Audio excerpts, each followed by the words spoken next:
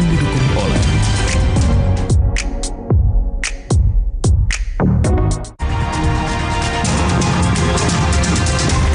pasca amblesnya jembatan serta rumah di Kecamatan Amurang, Minahasa Selatan Rabu kemarin, warga kini mulai memindahkan perabotan. Mereka khawatir terjadi longsor atau abrasi susulan.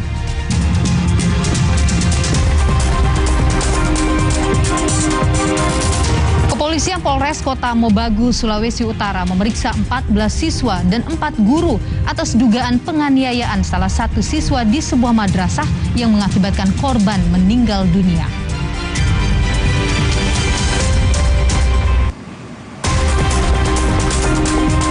Hari pertama sebagai Menteri Perdagangan, Zulkifli Hasan sidak harga bahan pangan ke pasar tradisional Cibubur, Jakarta Timur. Zulhas memastikan minyak goreng curah seharga Rp14.000 per liter akan tersedia di pasar tradisional.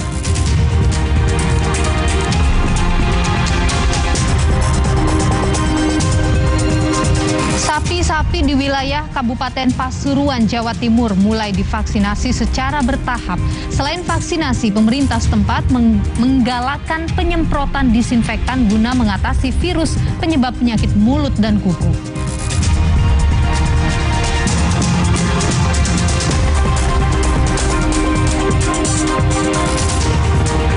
Pemerintah Federal Amerika Serikat menyoroti fitur kemudi otomatis mobil keluaran pabrik Tesla selama periode 10 bulan dari 400 kecelakaan mobil yang melibatkan kendaraan dengan sistem bantuan pengemudi otomatis. 273 diantaranya atau sekitar 68% merupakan mobil Tesla.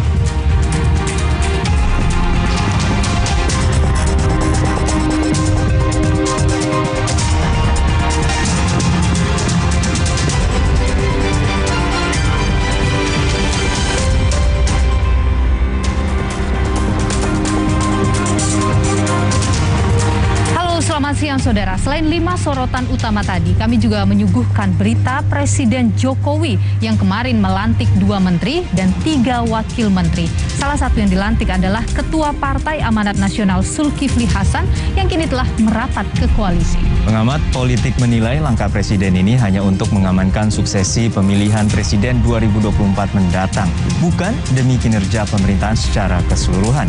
Bersama saya, Harjuno Pramudito. Dan saya Niluh Puspa, Anda menyaksikan Kompas Siang di Kompas TV, independen, terpercaya.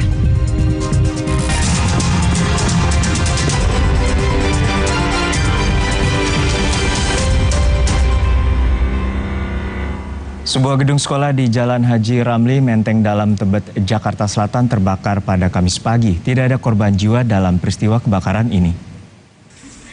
Dalam video amatir yang beredar, terlihat kobaran api semula membakar lantai 1 dan merembet ke lantai 2 gedung. Sejumlah petugas penanggulangan kebakaran dan penyelamatan yang dikerahkan ke lokasi langsung berusaha memadamkan kobaran api yang terus membesar. Belum diketahui pemicu terjadinya kebakaran. Sumber api diduga dari hubungan pendek arus listrik pada stop kontak di ruangan yang dijadikan dapur. Petugas sempat kesulitan masuk ke lokasi kebakaran karena banyaknya kabel melintang dan mobil warga yang diparkir di jalan umum.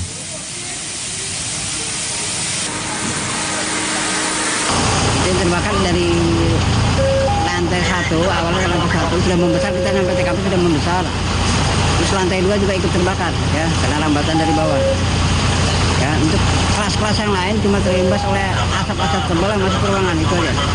Kesulitan banyak kita, terutama jalan akses masuknya, banyak kabel, banyak mobil parkir di pinggir jalan, itu kendala.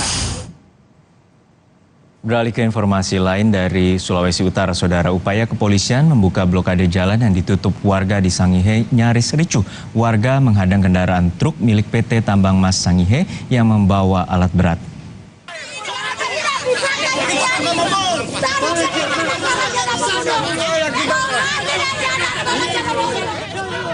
Sejak Senin hingga Rabu kemarin, warga berusaha memblokade jalan di Kampung Bowone karena truk milik perusahaan tambang PT Tambang Mas Sangihe mengangkut bor atau drilling rig untuk kegiatan penambangan di wilayah Sangihe.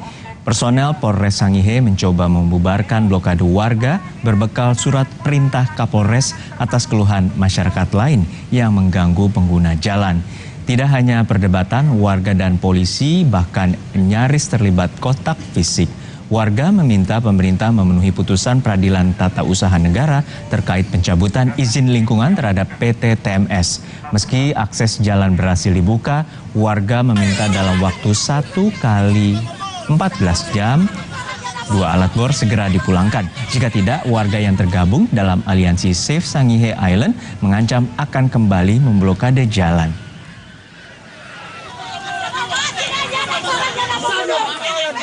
Jadi kehadiran kami di sini, salah satu tujuan utama kami hanya satu, yaitu ingin mengembalikan fungsi utama jalan.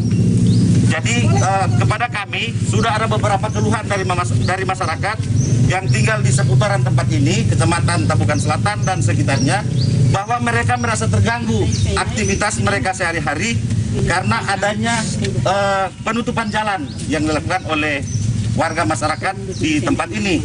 Jadi terkait dengan tuntutan Bapak Ibu sekalian, masalah Allah, itu bukan tujuan kami ke sini. Saudara, pasca amblesnya jembatan serta rumah di Kecamatan Amurang, Minahasa Selatan, Rabu kemarin, warga kini mulai memindahkan perabotan. Warga khawatir terjadi longsor atau abrasi susulan. Sejumlah warga yang berada di dekat jembatan Boulevard Amurang tepat di Kelurahan Uwaran 1 mulai memindahkan barang dari dalam rumah. Langkah ini dilakukan berdasarkan imbauan pihak pemerintah yang untuk sementara waktu meminta warga mengungsikan diri. Proses pemindahan barang warga dibantu oleh aparat TNI Polri dan Satpol PP. Dari data sementara ada 25 keluarga yang terdampak bencana. Sementara rumah hilang mencapai 10 unit dan rusak berat sebanyak 5 rumah. Selagi masih ada kesempatan untuk mengevakuasi barang-barang, jadi kami berusaha untuk mengeluarkan barang-barang yang ada di dalam rumah. Dalam rumah. Ibu akan kemana, Bu? Iya, kebetulan di kilometer 3 ada rumah. Ada jaring lagi. Jadi dikeluarkan. Kebetulan juga kami punya perahu ikan, Ajeko, kapal ikan. Makanya berusaha untuk mengeluarkan semua yang bisa untuk diselamatkan. Informasi terkini pasca amblesnya jembatan dan belasan rumah akibat abrasi di Minahasa Selatan, Sulawesi Utara. Kita bergabung dengan jurnalis Kompas TV, Susan Palilingan. Susan, sebenarnya bagaimana kronologi terjadinya abrasi hingga menyebabkan sejumlah rumah rusak dan bagaimana juga kondisi para pengungsi hingga saat ini? Ya, baik. Selamat siang Juno dan juga saudara. Memang peristiwa yang terjadi pada hari Rabu siang kemarin cukup mengagetkan warga di Kelurahan Bitung dan juga warga di Kelurahan warga di desa di Amurang, Minahasa Selatan. Dan perlu Anda ketahui juga bahwa saat ini para pengungsi yang 40 keluarga atau 41 keluarga saat ini ada di pengungsian di belakang saya ini di kantor Kelurahan Lewat, Kecamatan Amurang, di mana ada 2 tempat lokasi pengungsian saat ini difokuskan. Ada 2 tempat di kelurahan dan yang di daerah satunya lagi atau di kelurahan satu lagi ada berjumlah 159 jiwa, Juno. Dan mereka ini semua dalam kondisi baik dan namun pun demikian mereka masih tetap membutuhkan sejumlah bantuan dari masyarakat atau dari pemerintah karena memang dari 20 rumah yang hilang dan 5 rumah yang rusak berat, mereka rata-rata semua membutuhkan barang-barang ataupun pakaian dan juga bahan makanan untuk mereka gunakan sehari-hari, Juno. Ya, Susan, untuk saat ini apakah memang tidak ada kajian ataupun peringatan sebelumnya terkait dengan abrasi maupun ataupun rencana dari pihak pemerintah setempat untuk mengevakuasi ataupun memberitahu agar warga untuk tetap berhati-hati akan lokasi yang rawan ini? Ya, Juno, kalau untuk kajian, memang pemerintah masih tetap akan mengkaji. Tapi untuk warga yang masih tinggal di pesisir pantai Boulevard Amurang ini memang sejak tadi pagi sudah disuruh untuk mengungsi dan mereka juga sudah melakukan beres-beres barang mereka untuk melakukan pengungsian juga. Dan berikut Juno kami akan menampilkan atau kami akan ada cuplikan wawancara dari Kapolres Minahasa Selatan yaitu AKBP Bambang Harlianto terkait dengan pengungsian warga ataupun warga yang juga harus mengungsi walaupun saat ini mereka belum terdampak, Juno. Jadi untuk di lokasi kelurahan Uluran itu ada 159 jiwa yang mengungsi di situ, sedangkan di kelurahan di sini di Lewet ada sekitar 41 jiwa. Jadi untuk langkah-langkah kami bersama pemerintah daerah, bersama BPBD, Basarnas dan stakeholder terkait telah menyiapkan dapur umum untuk penanganan pengungsi yang sementara akan tinggal di lokasi pengungsian. Ya, baik Gino, yang pasti langkah antisipatif setelah kejadian kemarin itu pemerintah hanya memberikan himbauan kepada warga untuk menjauhi daerah pesisir pantai di seputar Jalan Boulevard di Amurang ini, Juno. Ya Susan, kita tahu bahwa jembatan ini menghubungkan dua kelurahan dan saat ini ada sekitar 200 warga yang terdampak. Lalu apa langkah dari pemerintah setempat terkait dengan kerugian warga? Ya, pemerintah saat ini masih terus mendata berapa jumlah kerugian dari hilangnya 20 rumah dan 5 rumah yang rusak berat ini, Juno. Dan baru saja juga sebelum saya melaporkan siang hari ini, Sekretaris Daerah Kabupaten Minahasa Selatan juga baru tiba di tempat ini dan akan mengecek bagaimana untuk kebutuhan dari warga yang terdampak dari abrasi kemarin, Juno. Baik, terima kasih atas laporan Anda, Susan Palilingan, terkait dengan jembatan dan rumah hanyut di Minahasa Selatan, Sulawesi Utara. Akibat abrasi laut, jembatan dan sejumlah rumah di pesisir pantai Amurang, Minahasa Selatan, Sulawesi Utara ambles. Para korban terdampak kini mengungsi di sejumlah tempat yang telah disiapkan pemerintah. Korban bencana amblesnya jembatan dan sejumlah rumah di pesisir pantai Amurang, Minahasa Selatan terus bertambah pada Rabu malam. Sedikitnya ada 25 keluarga yang terdampak. Meski tak ada korban jiwa, 20 rumah dinyatakan hilang dan 5 rumah rusak berat. Untuk menampung korban amblesnya rumah, pemerintah daerah mendirikan 1 posko induk serta 3 lokasi pengungsian di gereja sentrum dan 2 kantor kelurahan. Panik sekali, lari-lari cepat-cepat, angkat tuh adik. Lari. Keadaan adik bagaimana? Lagi bangun tidur? Tidur, sebentar masih mau saya tidur adik itu. Iku angka. Masyarakat yang berada di seputaran lokasi bencana, kita mintakan untuk menuju ke pos-pos pengungsian yang sudah disiapkan oleh pemerintah.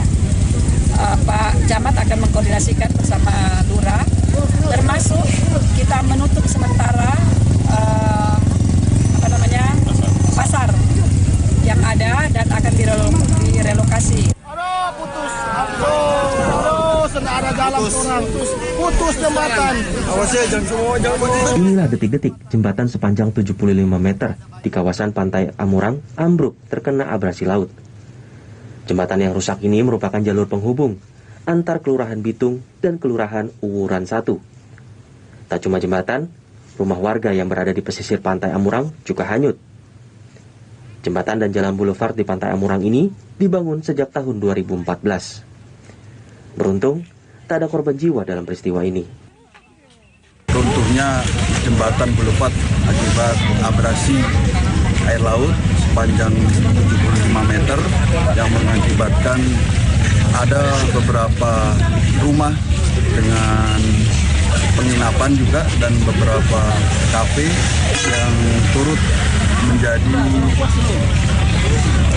korban terkait adanya abrasi air laut ini. Pemerintah Minahasa Selatan masih mencari tahu penyebab pasti amblesnya sejumlah rumah dan jembatan di pantai Amurang. Pemda terus mengingatkan warga untuk tidak beraktivitas di lokasi bencana.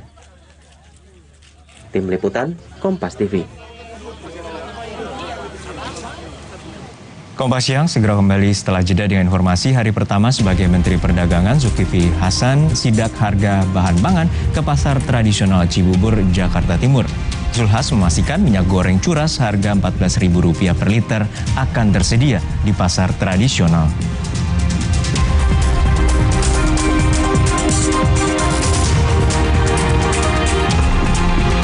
Kepolisian Polres Kota Mubagu, Sulawesi Utara memeriksa 14 siswa dan 4 guru atas dugaan penganiayaan salah satu siswa di sebuah madrasah yang mengakibatkan korban meninggal dunia.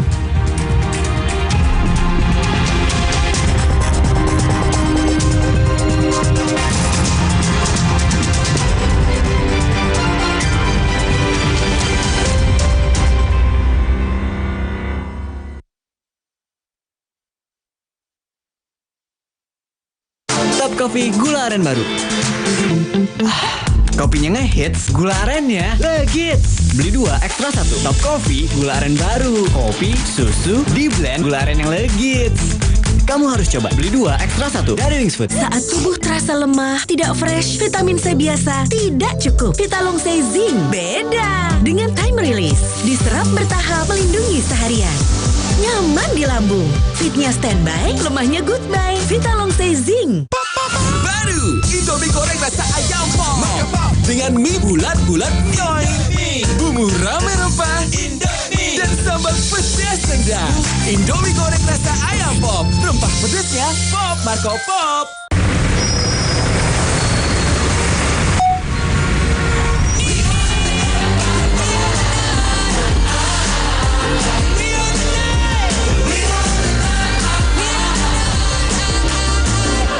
Dulu aku pikir semua air mineral itu sama, tapi beda. Air mineral itu beda. Ya, habis minum air mineral, rasanya smooth banget. Gak enak? Iya, kayak aroma manis. Segernya. Badan lebih enteng. Air mineral. Fresh Care dipercaya masyarakat Indonesia. Panasnya nyaman. Aromanya fresh. Pilihanku insya Allah halal. Dan hangatnya selalu bikin fresh. Fresh Care. Fresh Care, ada yang baru. Fresh Care Crescent Milk kayu putih. Minyak kayu putih eukaliptus yang bisa ngerok and roll. Bisa ngerok lebih berasa, bisa ngerol pegangannya nyaman. Bikin lega. Fresh Care. Baru Provital Immuna, susu dewasa dengan triblend aktif formula, beta glukan, tinggi vitamin C dan tinggi selenium, bantu jaga imunitas sejak pertama konsumsi. Activate vitamin C, activate your life. Terhenti karena nyeri? Semprotkan Salonpas Jet Spray. Dengan Japan Cooling Technology, dinginnya bantu redakan rasa nyeri. Salonpas Jet Spray, let's move. Bosen nih. Nih? Sebut kata ajaibnya. Simsalab. Diputar, dijilat, dan dicelupin.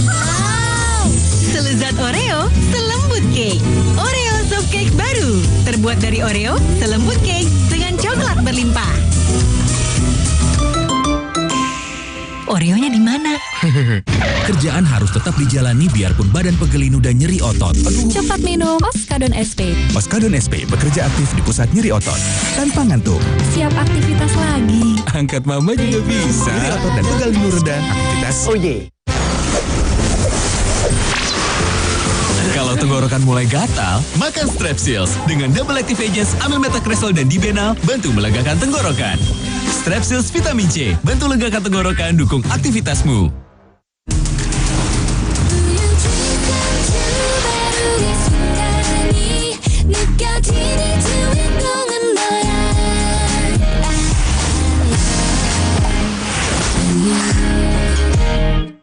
Top Coffee gula aren baru. Kopinya ngehits, gula arennya legits. Beli 2 ekstra 1. Top Coffee gula aren baru. Kopi, susu, di blend gula aren yang legits. Kamu harus coba. Beli 2 ekstra 1 dari Wings Food.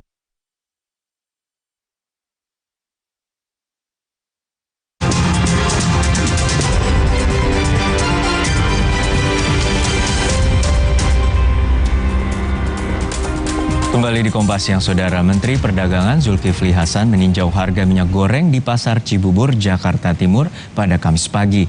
Mendak berjanji akan tegas soal penetapan harga minyak goreng curah seharga Rp14.000 per liter. Zulhas juga akan mendorong regulasi soal kebijakan harga dan ketersediaan minyak goreng di pasar yang sebelumnya mahal dan langka. Mendak juga akan menerapkan azas keadilan kepada pengusaha kelapa sawit yang disebut meraup untung besar dari minyak goreng. Berkurang. Pelaku usaha besar minyak goreng ya, kan sudah untung banyak gitu. Mesti ada asas keadilan. Ya kita kan Pancasila, tidak hanya semata-mata mengejar untuk sebesar-besarnya gitu. Teman-teman yang besar-besar itu kan sudah menikmati keuntungan yang besar. Mulai dari kebun, dari minyaknya, hilir, itu kan luar biasa. Nah kita juga minta agar dengarkanlah suara juga masyarakat, mak-mak yang ngeluh harganya begitu mahal, ya pedagang juga begitu mahal. Oleh karena itu minyak goreng yang 14.000 ini tidak tawar-tawar, mesti kita tersedia ya. Dengan saya akan sekuat daya upaya dengan segala peraturan yang ada, kita akan tegas soal minyak curah ini harus sampai di, kan kebutuhannya juga paling berapa persen Pak dari produksi. Masih di lokasi yang sama, Mendak juga meninjau harga sejumlah kebutuhan pokok, salah satunya cabai merah dan cabai rawit yang naik 20%. Cabai merah kini dijual Rp100.000 hingga Rp110.000 per kilogram. Tidak hanya cabai, harga bawang merah, telur ayam, daging ayam potong, dan daging sapi naik.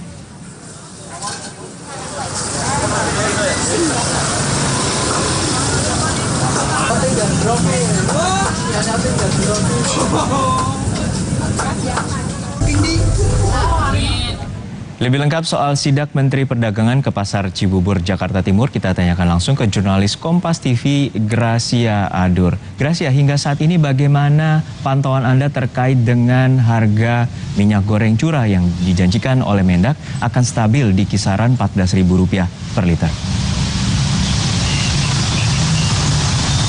Kalau di Pasar Cibubur, Jakarta Timur, ini harga minyak goreng curah 1 liternya dijual Rp14.000 hingga Rp15.000. Sedangkan kalau untuk minyak goreng kemasan 1 liternya dijual Rp25.000. Nah, karena harga minyak goreng kemasan ini jauh lebih mahal ketimbang minyak goreng curah, maka para pembeli di sini lebih cenderung untuk membeli minyak goreng curah. Untuk itu, hari ini tadi saya bertanya ke para pedagang minyak goreng, memastikan bahwa stok minyak goreng untuk hari ini aman ketimbang beberapa minggu lalu yang sempat mengalami penurunan distribusi minyak goreng, sehingga banyak menerima keluhan-keluhan dari para pembeli dan juga pedagang yang lainnya. Nah, tadi hari ini Menteri Perdagangan Zulkifli Hasan melakukan peninjauan di Pasar Cibubur. Tadi saya memperhatikan banyak sekali pedagang dan juga pembeli yang mengeluhkan hal ini kepada pihak Menteri Perdagangan atas masalah distribusi minyak goreng, seperti stok yang juga kadang berkurang dan juga harga minyak goreng yang juga masih mahal. Oleh karenanya tadi para pedagang dan pembeli di sini sangat berkesempatan untuk bisa meminta kepada Menteri Perdagangan ataupun jajaran pemerintah lainnya agar segera memperhatikan stok minyak goreng ini agar tetap stabil dan juga harga minyak goreng ini kembali normal, karena ini juga menyusahkan para pedagang, khususnya ini mengalami kerugian seperti itu, dan juga ini juga mengalami kerugian bagi para pembeli yang juga memiliki bisnis rumahan di rumah seperti warung makan, kemudian gorengan seperti itu, Herjuno. Ya, Gracia, kita tahu bahwa ini menjadi pekerjaan rumah besar bagi Mendak untuk menstabilkan harga-harga kebutuhan pokok. Tidak hanya cabai, lalu juga ada harga komoditas lain yang naik. Lalu sebenarnya apa penyebabnya, Gracia? Iya, tadi memang ditemukan ada komoditas bahan-bahan pokok lainnya yang mengalami kenaikan, seperti cabai merah yang ditemukan harganya Rp110.000 per kilogramnya, kemudian bawang merah Rp60.000 per kilogram, ayam Rp28.000 per kilogram, telur Rp24.000 per kilogram, dan juga daging sapi ini juga mengalami kenaikan. Nah, kalau untuk cabai rawit sendiri, ini kenapa bisa mencapai Rp110.000 per kilogram, ini disebabkan karena gagal panen. Kemudian ayam ini juga mengalami kenaikan mencapai 28.000 per kilogramnya. Ini disebabkan karena para peternak ayam memberi makan dengan pakan impor, jagung-jagung impor. Jadi para peternak ayam ini masih sangat bergantung dengan bahan pakan impor. Sehingga ini yang bisa menjadi penyebab mengapa harga ayam bisa mengalami kenaikan mencapai 28.000 per kilogramnya. Kemudian daging sapi juga harganya masih naik dari masa Idul Fitri lalu, bulan lalu hingga hari ini juga masih mengalami kenaikan. Nah, meskipun mengalami kenaikan harga minyak goreng, ini para pedagang daging ini juga mengalami penurunan pembeli karena disebabkan adanya isu penyakit mulut dan kaki yang terjadi pada hewan ternak sapi. Kita dengarkan lebih lengkapnya pernyataan dari Menteri Perdagangan Zulkifli Hasan. Harga-harga kebutuhan pokok yang semuanya hampir naik, hampir semuanya, kecuali beras. Hanya beras yang tidak ya. Cabai saja naiknya hampir berapa itu ya? Hampir 20-30%. Dari 80.000 cabai rawit merah itu, jadi antara 80 naiknya sampai 100 harus 10. Cabai merah keriting itu juga 80-95 gitu. Ya, bawang merah juga naiknya hampir 20%. Telur kemarin sempat 26.000, sekarang rata-rata 29.000 per kilonya. Ayam tadi, daging ayam itu juga dari 21.000, 22.000 sekarang sudah 26.000 per kilo. Itu ya. Kalau daging sapi naik juga, tapi pembelinya turun drastis. Mungkin katanya akibat isu PMK itu. Jadi orang nggak mau mengurangi belanja dagingnya. Ini saya teman-teman tentu kita harus kerja cepat ya. Dan ini tentu tidak hanya domainnya Kementerian Perdagangan gitu. Bayangin cabai kan, itu ya gimana? Nah tentu kita nanti bersama Menko ya tentu koordinasi dengan pertanian. Herjuno dan juga saudara, ini merupakan sidak perdana yang dilakukan oleh Menteri Perdagangan Zulkifli Hasan seusai Presiden Joko Widodo melantik kemarin. Nah, kita pantau bersama apa saja langkah-langkah yang dilakukan oleh pemerintah ke depannya terkait bagaimana langkah antisipasi soal stok minyak goreng yang juga semakin langka dan juga harga minyak goreng yang naik. Kemudian ada juga komoditas bahan pokok di sini yang juga naik, yang ini juga membebani pedagang dan juga pembeli. Herjuno. Baik, kita nantikan upaya Mendak Zulkifli Hasan dalam 100 hari ke depan untuk menstabilkan harga kebutuhan bahan pokok bagi masyarakat. Terima kasih rekan Gracia Adur dari Pasar Tradisional Cibubur, Jakarta Timur. Saudara, tidak hanya bumbu dapur seperti cabai dan bawang yang dijual mahal, harga telur ayam dan puyuh juga merangkak naik di Pasar Tradisional Kota Bandar Lampung.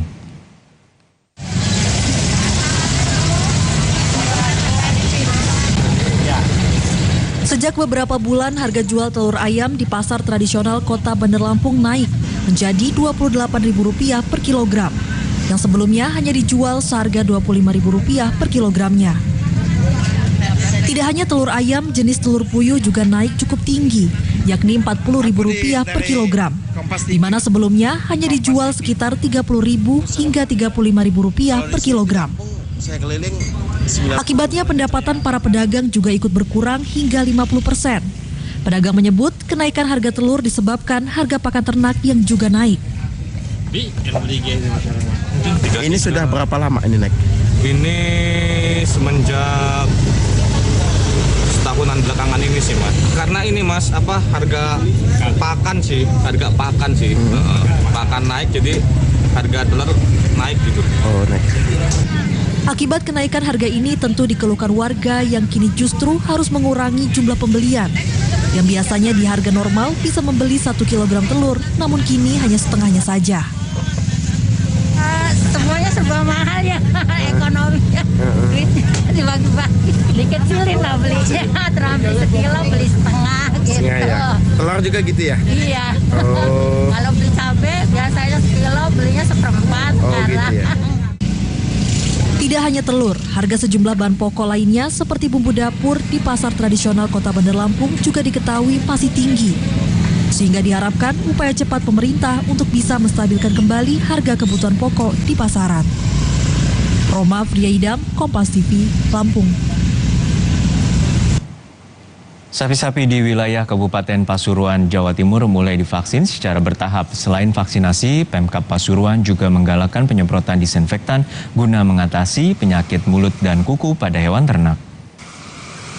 1.000 dosis vaksin dibagikan secara bertahap untuk sapi perah dan sapi potong yang terkonfirmasi positif penyakit mulut dan kuku. Teknis vaksinasi ataupun pemilahan sapi diserahkan pada Dinas Peternakan setempat. Sebenarnya dosis ini masih kurang karena jumlah sapi yang sakit di Kabupaten Pasuruan saat ini sudah mencapai 2.573 ekor. Sembari menunggu kedatangan vaksin selanjutnya, Pemkab Pasuruan akan memberikan suplemen dan disinfektan kandang secara rutin. Sehat?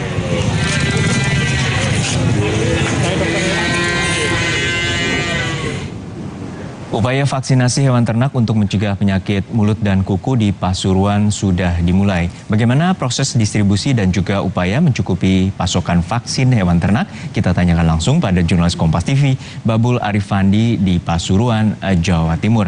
Babul, ada 1.000 dosis vaksin kemarin telah diberikan kepada hewan ternak dan sejumlah sapi. Lalu bagaimana teknis distribusi dan juga vaksinasi kepada para sapi ini?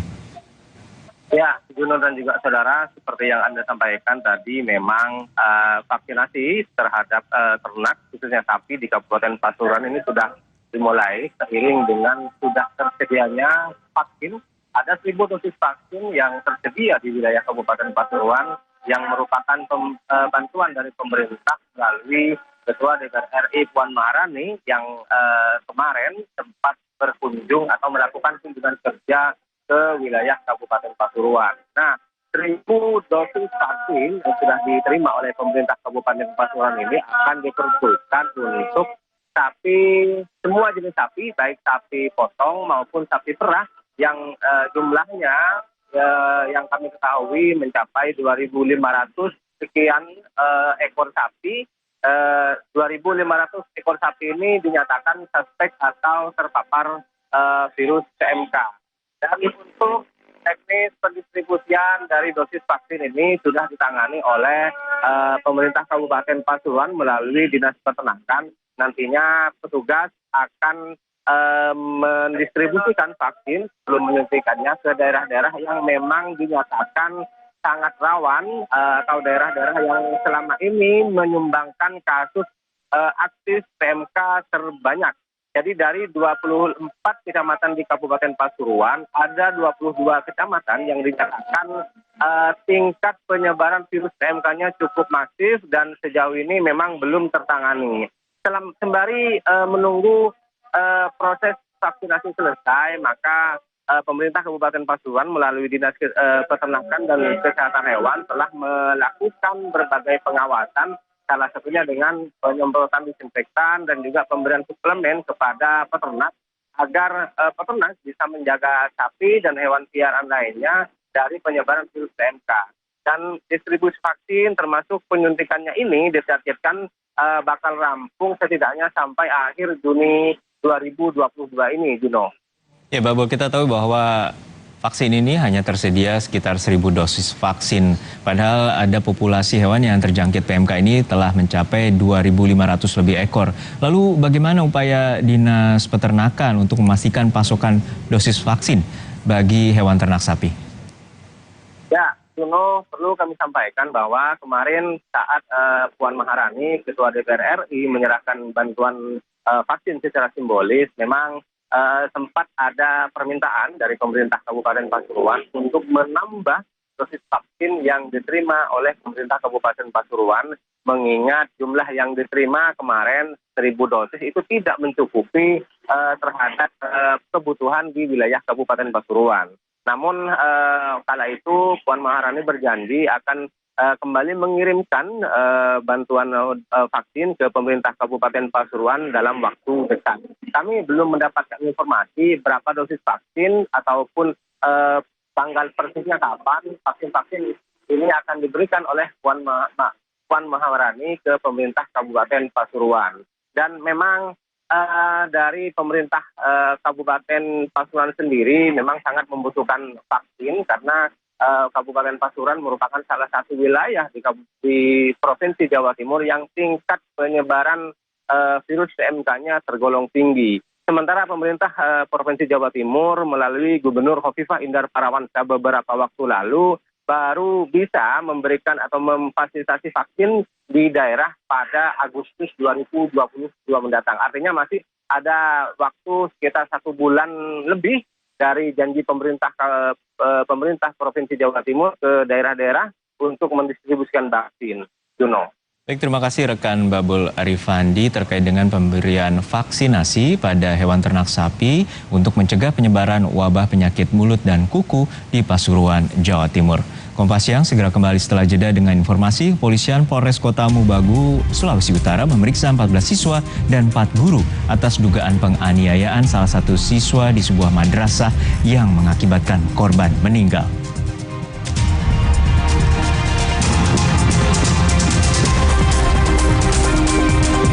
Seorang calon haji Indonesia meninggal 15 menit sebelum mendarat di Bandara Internasional Madinah. Informasinya sesaat lagi.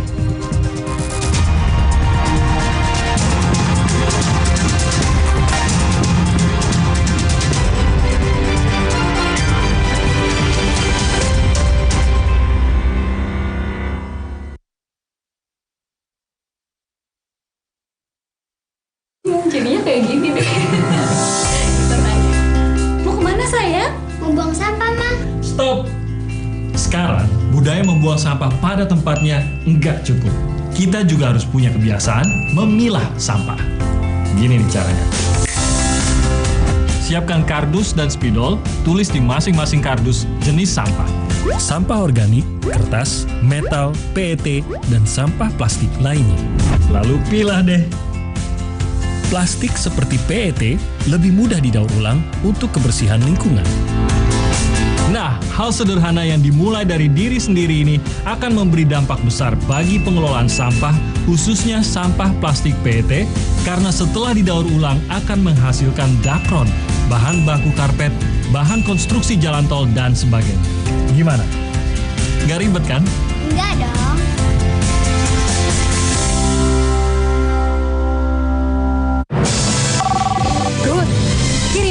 Meskipun situasi terus membaik, namun tetap waspada karena COVID-19 masih ada. Pakai masker saat beraktivitas di dalam ruangan, vaksinasi lengkap dan booster untuk perlindungan sempurna dan imunitas kita. Kita percaya, kita pasti bisa.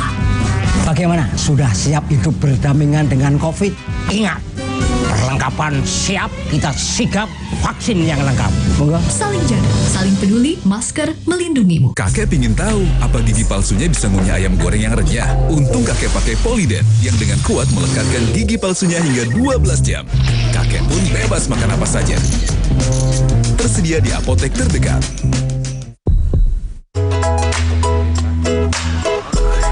Ini Minggu, Ayah. Stop dulu kerjanya. Hai Ayah semua, yuk seru-seruan. Wo oh oh oh Oreo. Wo oh oh oh Oreo. Beda kegiatan, beda masalah, beda counterpainnya. Hangat di counterpain clean untuk redakan nyeri otot. Sensasi counterpain cool untuk pendinginan saat olahraga.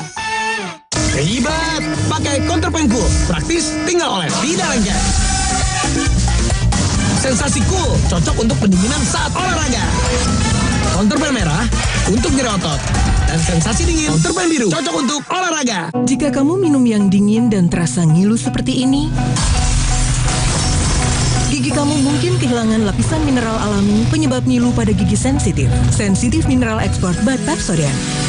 Terobosan formula terkini, bantu perbaiki 100% area gigi sensitif dengan mineral alami.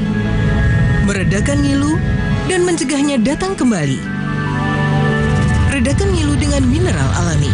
Sensitif Mineral Export by Pepsodent. Kalau tenggorokan mulai gatal, makan Strepsils dengan Double Active Agents Amylmetacresol dan Dibenal bantu melegakan tenggorokan. Strepsils Vitamin C, bantu legakan tenggorokan, dukung aktivitasmu. Top Coffee gula aren baru. Kopinya ngehits, gula arennya legits. Beli 2 ekstra 1. Top Coffee gula aren baru. Kopi, susu, di blend gula aren yang legits. Kamu harus coba. Beli 2 ekstra 1 dari Wings Food.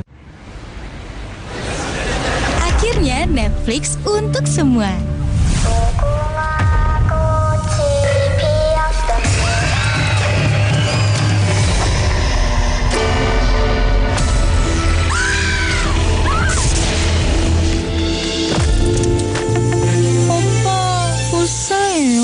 Sekarang pulsa Telkomsel bisa untuk langganan Netflix. Aktifkan di My Telkomsel.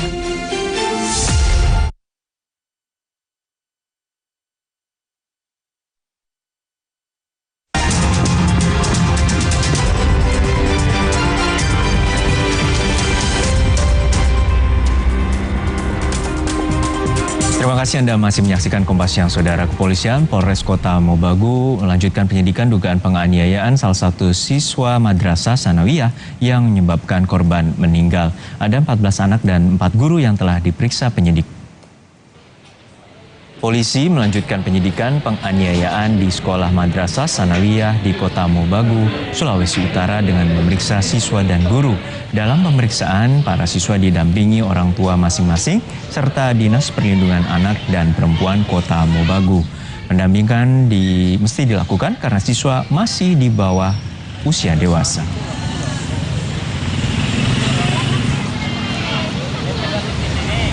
Polres Kota Mobagu telah meningkatkan kasus penganiayaan ke tahap penyidikan. Penganiayaan itu mengakibatkan seorang siswa Madrasah Sanawiyah di Kota Mobagu meninggal pada 8 Juni lalu. Korban yang berusia 13 tahun sempat dibawa ke rumah sakit karena mengeluh sakit di bagian perut, tetapi nyawanya tidak tertolong.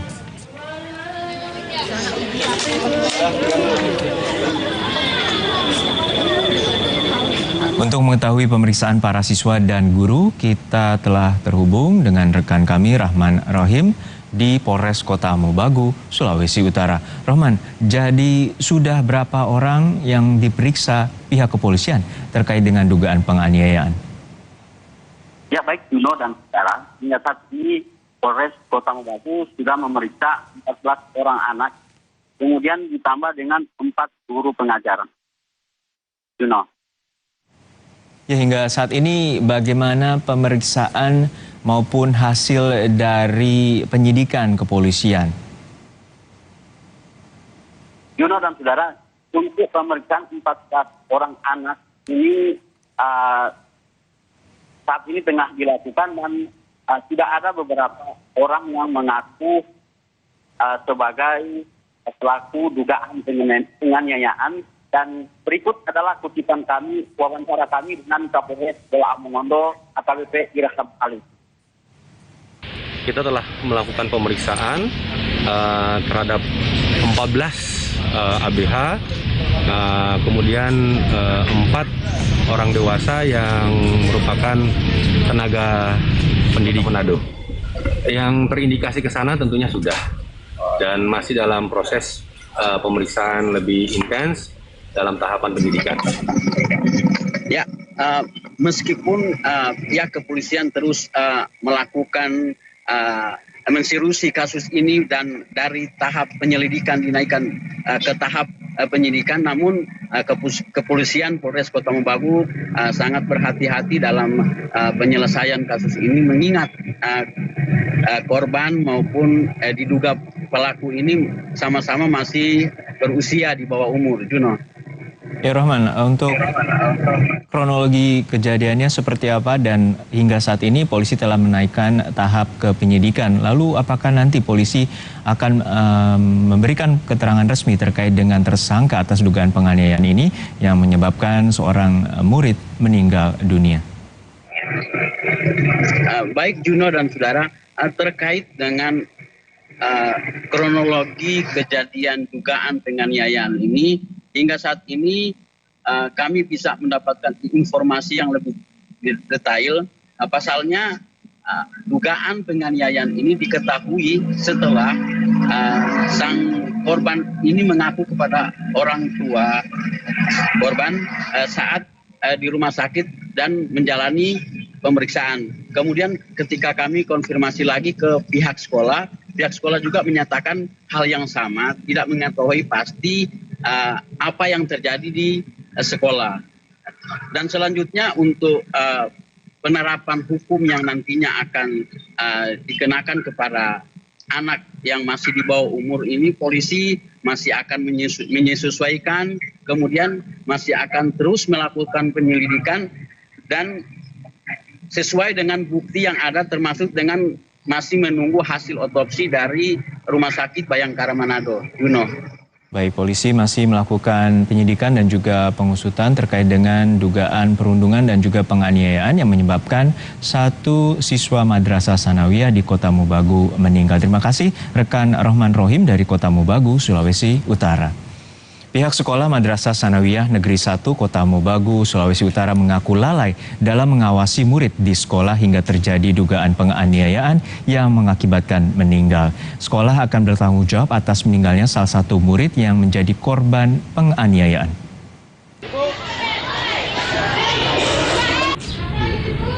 Kepala Sekolah Madrasah Sanawiyah Negeri 1 Kota Mobagu, Sulawesi Utara mengakui bahwa sekolah lalai mengawasi murid mereka hingga terjadi dugaan penganiayaan yang dilakukan siswa yang mengakibatkan korban jiwa.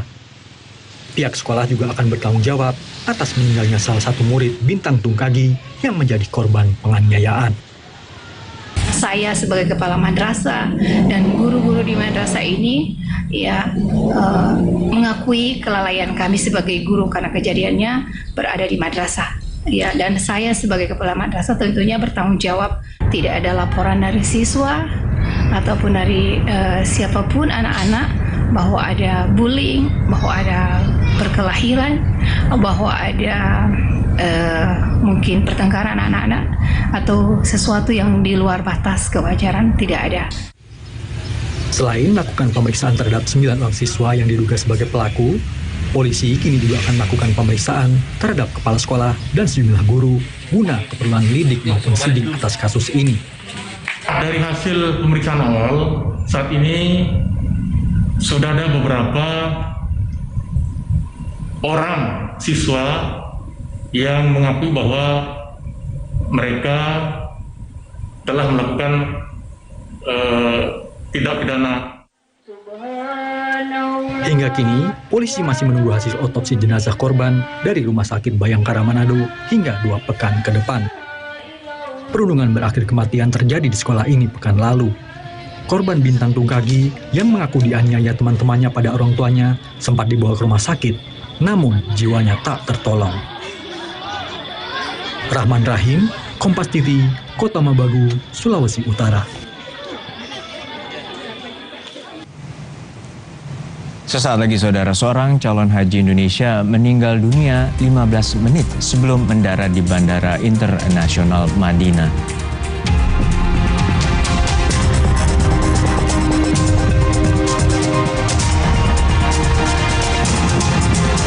Pemerintah Amerika Serikat menyoroti fitur kemudi otomatis mobil keluaran Tesla selama periode 10 bulan. Dari 400 kecelakaan mobil dengan sistem kemudi otomatis, 63% merupakan mobil Tesla.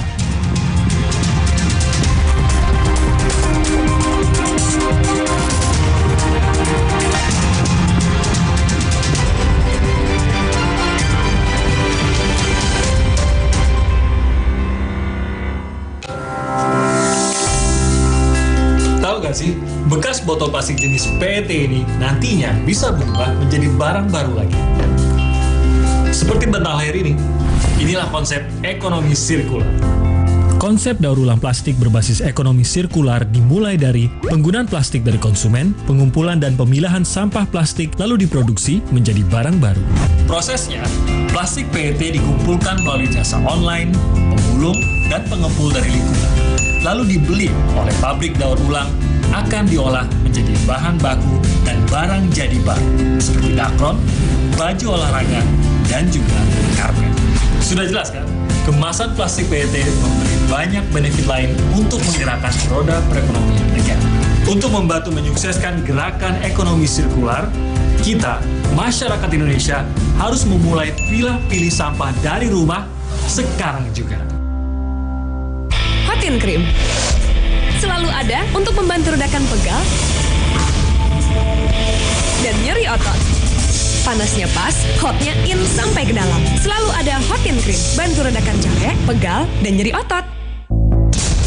Otot dihantam capek pegal habis-habisan. Lawan dengan Hotin Strong, baru krim otot ekstra panas. Hotnya in, strong sampai ke otot. Atasi capek dan pegal, nggak lengket tanpa bekas. Hotin Strong, panasnya berani adu strong. Kakek pingin tahu apa gigi palsunya bisa ngunyah ayam goreng yang renyah. Untung kakek pakai Polydent yang dengan kuat melekatkan gigi palsunya hingga 12 jam.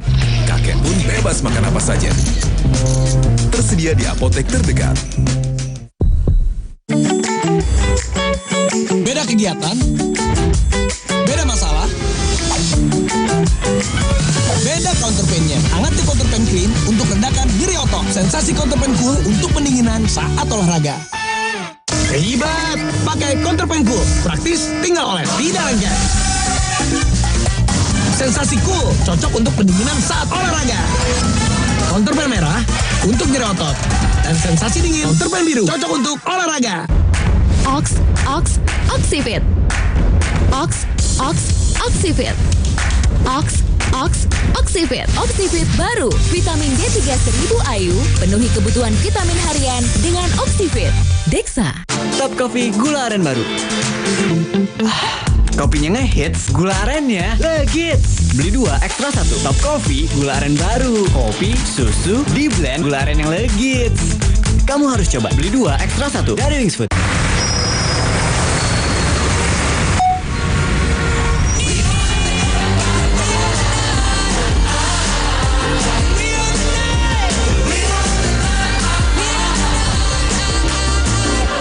Gue punya pilihan kopi yang baru. Top Coffee gula aren baru. Kopi, susu, di blend gula aren yang legit. Meleleh gitu enaknya. Top Coffee gula aren baru. Serius, kamu harus coba. Dari Wings Food.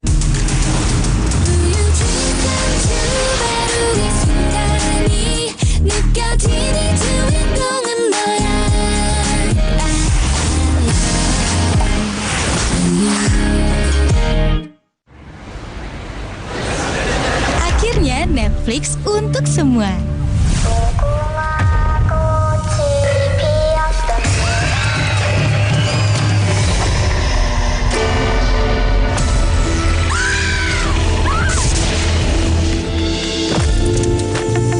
Opa, pulsa ya. Sekarang pulsa Telkomsel bisa untuk langganan Netflix. Aktifkan di My Telkomsel.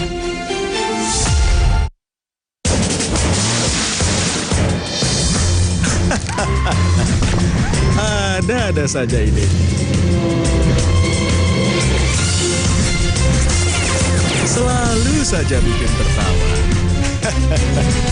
Saksikan berbagai keusilannya yang bikin Anda tambah bahagia.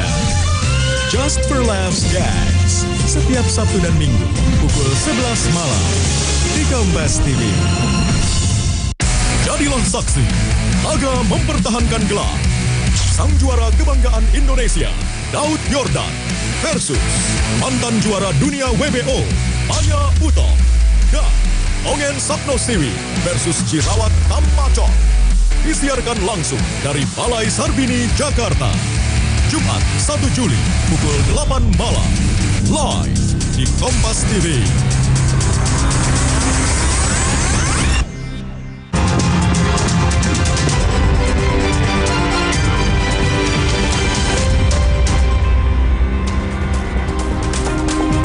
Kembali di Kompas ya Saudara, pemerintah federal Amerika Serikat menyoroti fitur kemudi otomatis di mobil Tesla. Lembaga tersebut bahkan telah meningkatkan penyelidikan ke tahap analisis teknis. Selama periode 10 bulan terdapat 400 kecelakaan mobil yang melibatkan kendaraan dengan sistem kemudi otomatis. 273 diantaranya atau sekitar 68% merupakan mobil Tesla. Tabrakan yang melibatkan mobil Tesla terjadi saat kendaraan menggunakan kemudi otomatis atau sistem bantuan yang memiliki kendali atas kecepatan dan kemudi. Dari ratusan kecelakaan yang terjadi, 6 orang dilaporkan tewas. 5 diantaranya merupakan pengemudi Tesla dan 1 pengemudi Ford.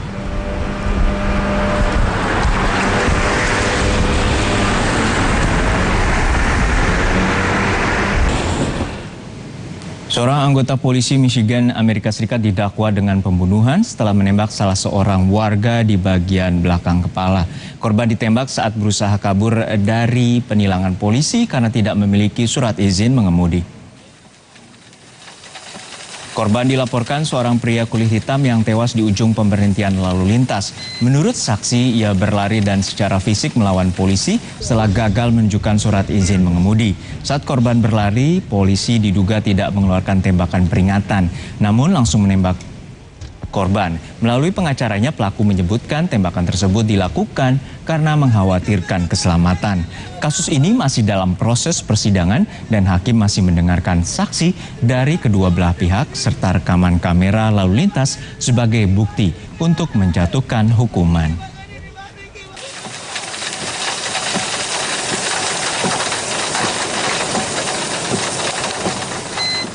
Dua petugas polisi ditembak dan dibunuh saat menyelidiki dugaan kasus penusukan di sebuah hotel di pinggiran kota Los Angeles. Kedua polisi sempat dibawa ke rumah sakit, namun nyawanya tidak tertolong. Kasus ini terjadi saat kedua polisi tersebut mendatangi sebuah hotel setelah menerima laporan adanya kekerasan yang terjadi antara dua kekasih. Saksi menyebut pelaku membawa senjata dan mengancam kekasihnya. Polisi yang datang langsung menerima tembakan. Tersangka kemudian melarikan diri dari kamar hotel ke tempat parkir dan tersangka kembali melepaskan tembakan ke sejumlah sasaran. Tersangka juga dilaporkan meninggal di lokasi setelah terkena tembakan dari pihak polisi yang berusaha untuk menangkapnya.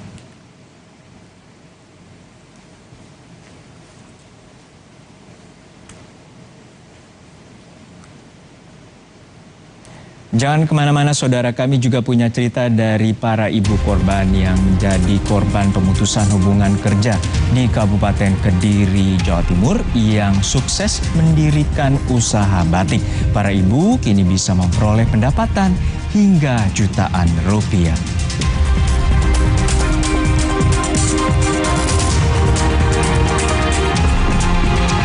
2 tahun sempat sepi, Museum Lampung kini mulai ramai dikunjungi wisatawan. Pengunjung antusias melihat berbagai koleksi bersejarah setelah adanya pelonggaran aturan COVID-19. Informasinya akan dibawakan oleh rekan saya, Niluh Puspa, sesaat lagi.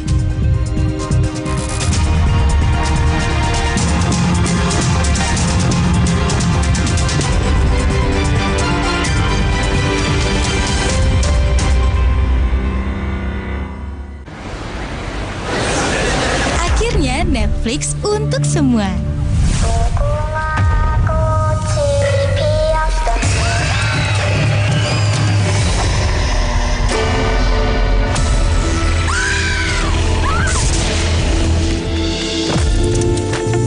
Opa, pulsa ya?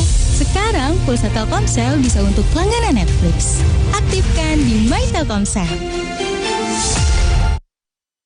Kerjaan harus tetap dijalani biarpun badan pegel dan nyeri otot. Cepat minum Oskadon SP. Oskadon SP bekerja aktif di pusat nyeri otot tanpa ngantuk. Siap aktivitas lagi. Angkat mama juga bisa. Nyeri otot dan pegal dulu reda. Aktivitas. Oh yeah.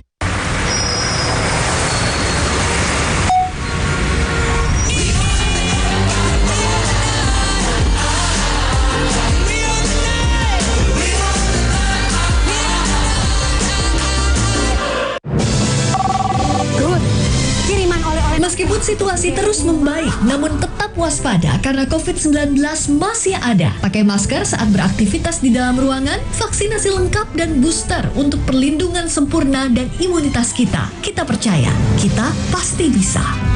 Bagaimana? Sudah siap hidup berdampingan dengan COVID? Ingat, perlengkapan siap, kita sigap, vaksin yang lengkap. Moga. Saling jaga, saling peduli, masker melindungimu. Asik single atau double? Double lah! Seperti madu TJ C1000. Double manfaat madu murni plus vitamin C 1000 mg, bantu pelihara daya tahan tubuh. Double memang asik. Madu TJ C1000. Niatku madu TJ hitam pahit dengan kualitas madu TJ plus manfaat ekstra herbal. Niatku demi anakku. Niatku demi istriku. Madu TJ hitam pahit. Niatku jaga kesehatan. Terhenti karena nyeri? Semprotkan Salonpas Jet Spray. Dengan Japan Cooling Technology, dinginnya bantu redakan rasa nyeri. Salonpas Jet Spray, let's move. Yuhu, saatnya pesta pasta kejutan rasa. Wow, delicious, yo! Coba semuanya sekarang. Pizza Hut, selalu lebih banyak pilihan. Baru, Provital Immuna. Susu dewasa dengan triblend aktif formula. Beta-glukan, tinggi vitamin C dan tinggi selenium. Bantu jaga imunitas sejak pertama konsumsi. Activate your life.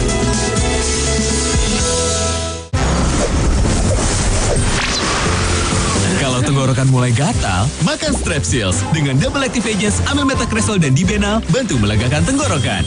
Strepsils vitamin C, bantu legakan tenggorokan, dukung aktivitasmu. Gue punya pilihan kopi yang baru. Top Coffee gula aren baru. Kopi, susu, di blend gula aren yang legit. Meleleh gitu enaknya. Top Coffee gula aren baru. Serius, kamu harus coba. Dari Wings Food.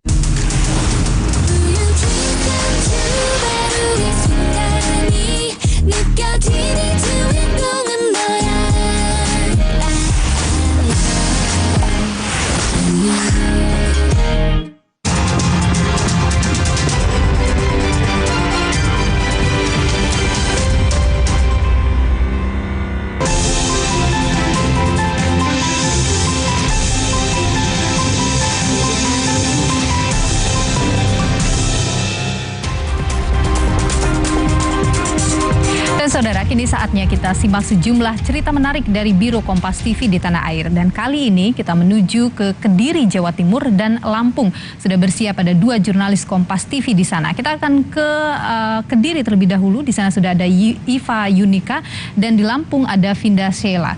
Selamat siang rekan-rekan Vinda dan juga Iva. Saya akan ke Iva terlebih dahulu yang berada di Kediri. Iva, ada cerita menarik apa saja hari ini dari Kediri? Ya, Nilo dan saudara, ada 2 informasi yang kami sampaikan. Yang pertama yaitu ibadah haji yang kembali dibuka tahun ini.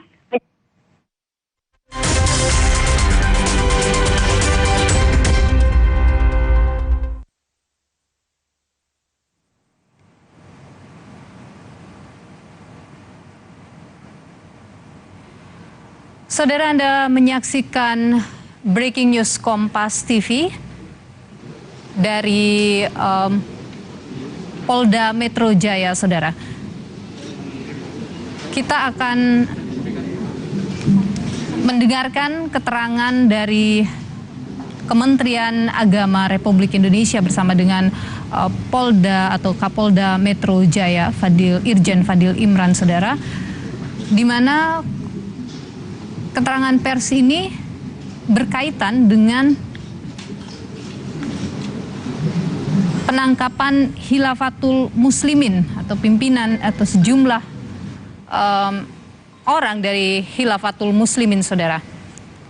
Kita tahu bahwa beberapa waktu yang lalu penangkapan terhadap sejumlah anggota dari Khilafatul Muslimin dilakukan oleh Polda Metro Jaya, termasuk penangkapan terhadap khilafah atau pimpinan tertinggi Khilafatul Muslimin, Hasan Baraja.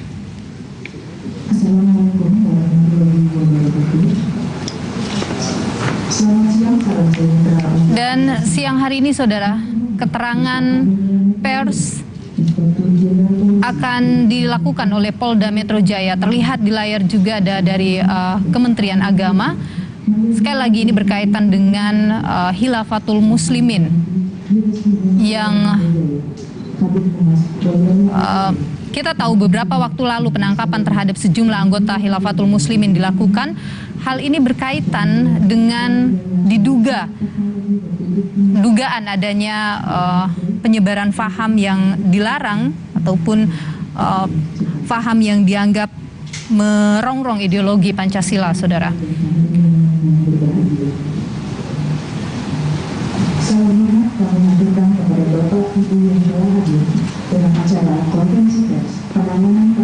Beberapa waktu yang lalu memang sempat viral di media sosial, saudara, adanya pawai ataupun arak-arakan atau yang dilakukan oleh sejumlah anggota Khilafatul Muslimin di DKI Jakarta termasuk juga dilakukan di Brebes dan di Lampung, saudara. Dalam arak-arakan tersebut ada sejumlah atribut yang bertuliskan khilafah dibawa oleh. Kita dengarkan keterangan dari Kapolda Metro Jaya. Kita dengarkan keterangan berikut ini. Salam sejahtera untuk kita semua, rekan-rekan media yang saya hormati. Hari ini kami akan memberikan rilis terkait dengan penanganan kasus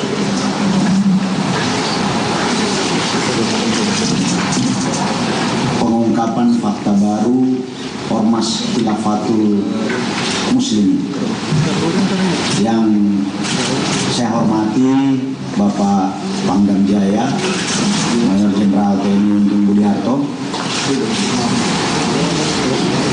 Bapak Dr. Chandra Irawan MSI dari Kementerian Pendidikan,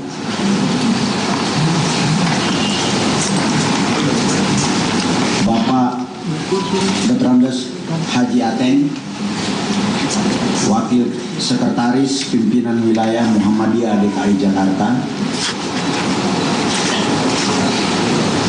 yang mewakili Majelis Ulama Indonesia DKI Jakarta, Ketua Bidang Dakwah Bapak Kiai Haji Ilyas Marwal,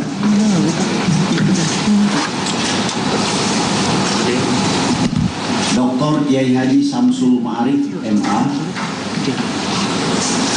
Ketua PWNU DKI Jakarta atau yang mewakili beliau, Kementerian Agama Republik Indonesia yang diwakili oleh Bapak Dr. Andus Ahmad Rusli MPDI selaku Bidang Pengembangan Teknologi dan Pembelajaran Ahli Muda Kementerian Agama Republik Indonesia,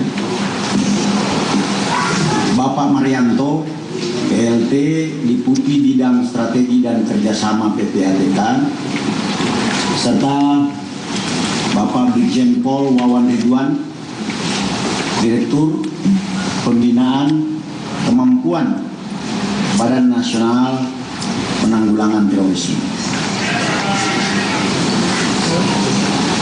Rekan-rekan sekalian, fenomena kejahatan yang dilakukan oleh ormas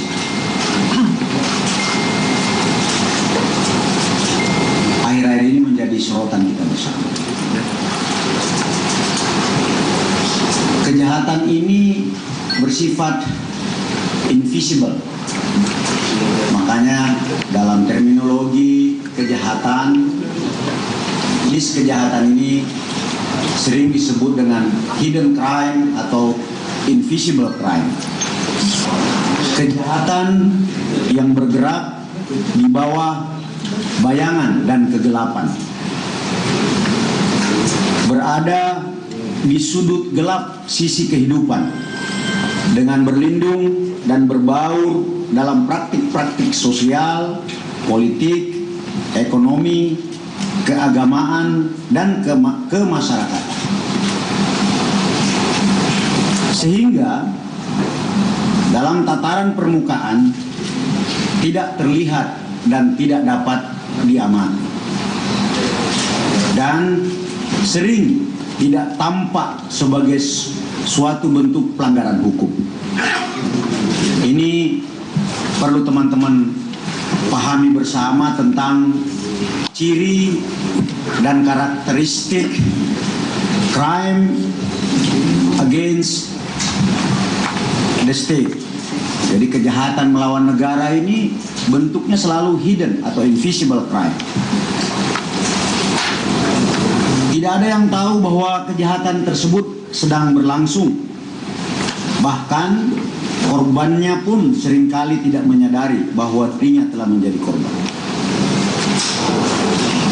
Orang-orang yang bergerak di bidang ini selalu menggunakan pesona, persuasi, dan kewirausahaan.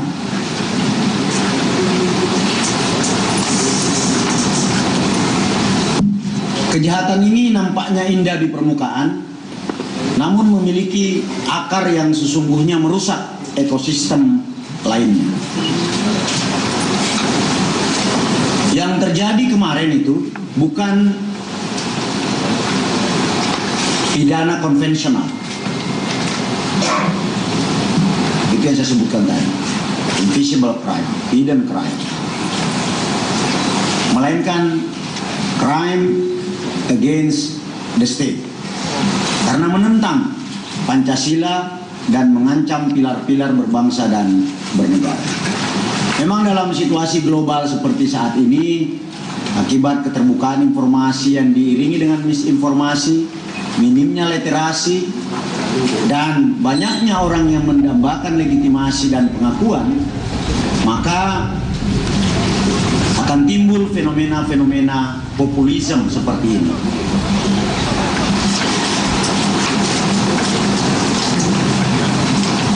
Fenomena populisme ini yang di dalamnya ada sebuah fenomena king-centered ideology adalah ideologi yang bisa memanfaatkan kelengahan dan ketidaktahuan masyarakat sehingga oknum-oknum tertentu melihat hal tersebut sebagai kesempatan untuk memanipulasi atau mencari legitimasi.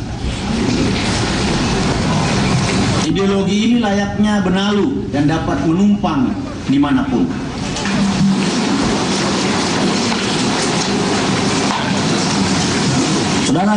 Saudara sekalian,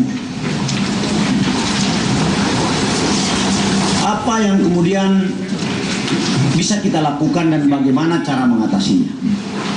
Dalam kesempatan awal, saya sudah memerintahkan Direktur Reserse Kriminal Umum untuk melakukan penyelidikan yang mendalam. Karena hanya dengan penyidikan dan penyelidikan yang mendalam yang berbasis kepada pengetahuan dari alat bukti yang didapatkan, maka karakter kejahatan invisible crime ini serta dengan menggunakan arus gerakan populisme bisa kita ungkap secara terang benderang.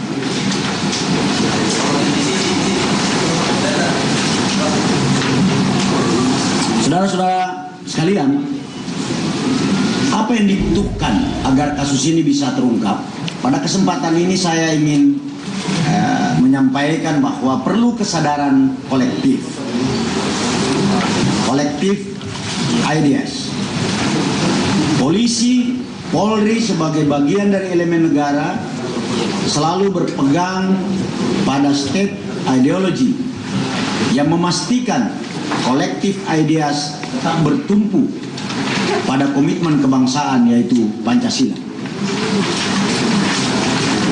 Tentunya Polda Metro Jaya tidak dapat bergerak sendiri dalam menghadapi dan menanggulangi ormas yang tidak sejalan dengan ideologi Pancasila. Sebagai our nation identity and character, adalah tugas kita bersama untuk menjaga komitmen kebangsaan ini. Apalagi setelah dilakukan penyidikan dan penyelidikan, ditemukan adanya pelanggaran hukum. Saya ulangi, setelah dilakukan penyelidikan dan penyidikan, ditemukan adanya pelanggaran hukum.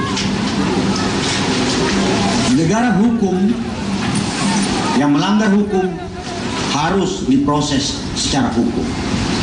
Ini harus dipahami oleh rekan-rekan semua. Ada fakta kejahatan invisible crime, ada kegiatan-kegiatan yang menumpang di atas ideologi populis. Nah, diperlukan kelihayan, kecermatan, ketelitian untuk mendapatkan pembuktian bahwa terjadi pelanggaran terhadap undang-undang negara. Nah, ini adalah pelanggaran hukum. Maka dari itu harus dilakukan penegakan hukum. Kami semua sepakat bahwa siapapun yang melakukan pelanggaran hukum, ormas manapun yang melakukan pelanggaran hukum, apalagi pelanggaran hukum yang dilakukan adalah termasuk dalam kategori kejahatan yang melawan ideologi negara, kami akan bersungguh-sungguh untuk menyelesaikannya. Pada kesempatan ini hadir semua elemen. Oleh sebab itu, terima kasih kepada semua lembaga dan masyarakat yang telah membantu kesuksesan pengungkapan kasus ini. Saya kira ini rekan-rekan sebagai pembuka dari saya, nanti seluruh elemen yang hadir dalam konferensi pers pada siang hari ini akan memberikan pendapat setelah kemarin Dir Reskrim bersama menjelaskan temuan-temuan di lapangan. Dan tahap berikutnya adalah tim dari penyidik di bawah pimpinan Direktur Reserse Kriminal Umum akan menjelaskan secara detail temuan-temuan terkini terkait dengan penyidikan pelanggaran hukum yang dilakukan oleh ormas ini. Saya kira itu rekan-rekan. Untuk mempersingkat waktu, kami persilakan kepada Pangdam Jaya untuk memberikan konferensi pers kepada rekan-rekan semua.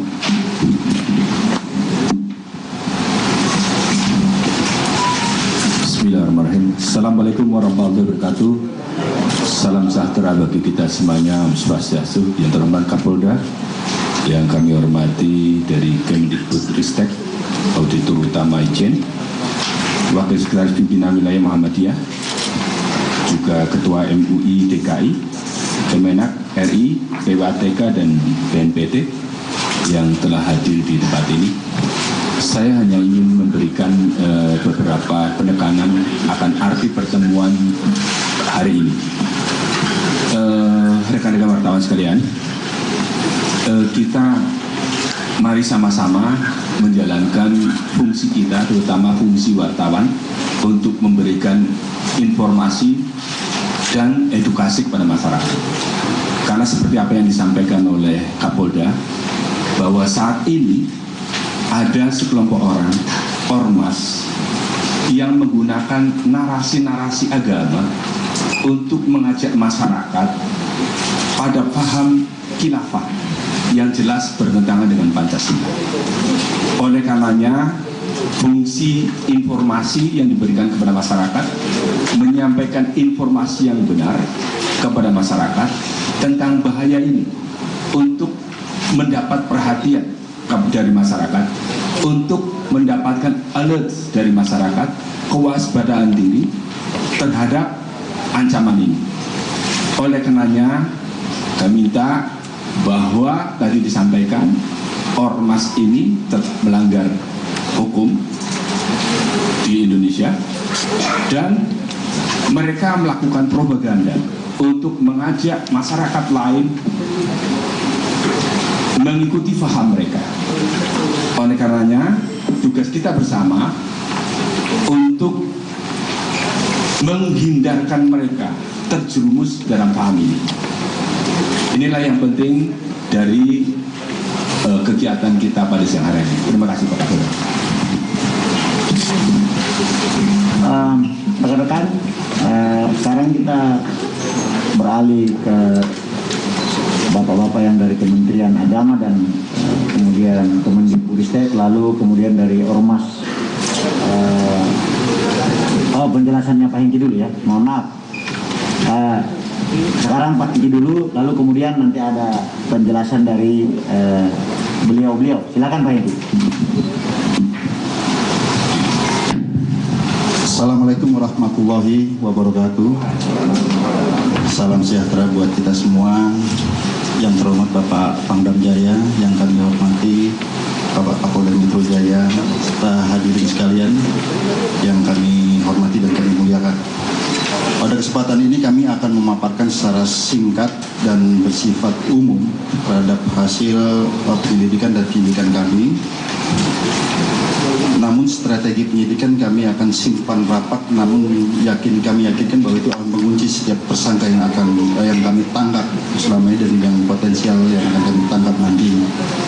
Dan kemudian kami perlu sampaikan bahwa dalam kegiatan kami selalu di-backup oleh TNI, baik di wilayah DKI ataupun Jabodetabek maupun pada saat di Lampung. Kami selalu bersama-sama dengan TNI, Forkompimda, dan juga ulama. Artinya memang ini sudah menjadi keresahan secara umum. Kami pernah menyampaikan bahwa kasus ini dimulai dengan adanya keresahan daripada masyarakat, yaitu adanya konvoi yang terjadi pada tanggal 29 yang lalu. Dan kemudian kami adakan penyelidikan, namun kami perlu tekankan di sini bahwa kami tidak fokus pada konvoinya. Ada sesuatu yang lebih besar lagi yang harus diungkap, di mana ini menyangkut suatu organisasi. Dalam penyelidikan kami, akhirnya kami temukan adanya perbuatan melawan hukum, adanya pidana. Tidak hanya sebagai person, tetapi dalam suatu organisasi. Nah, di sini kami temukan bahwa organisasi Khilafatul Muslimin ini memiliki badan hukum yayasan.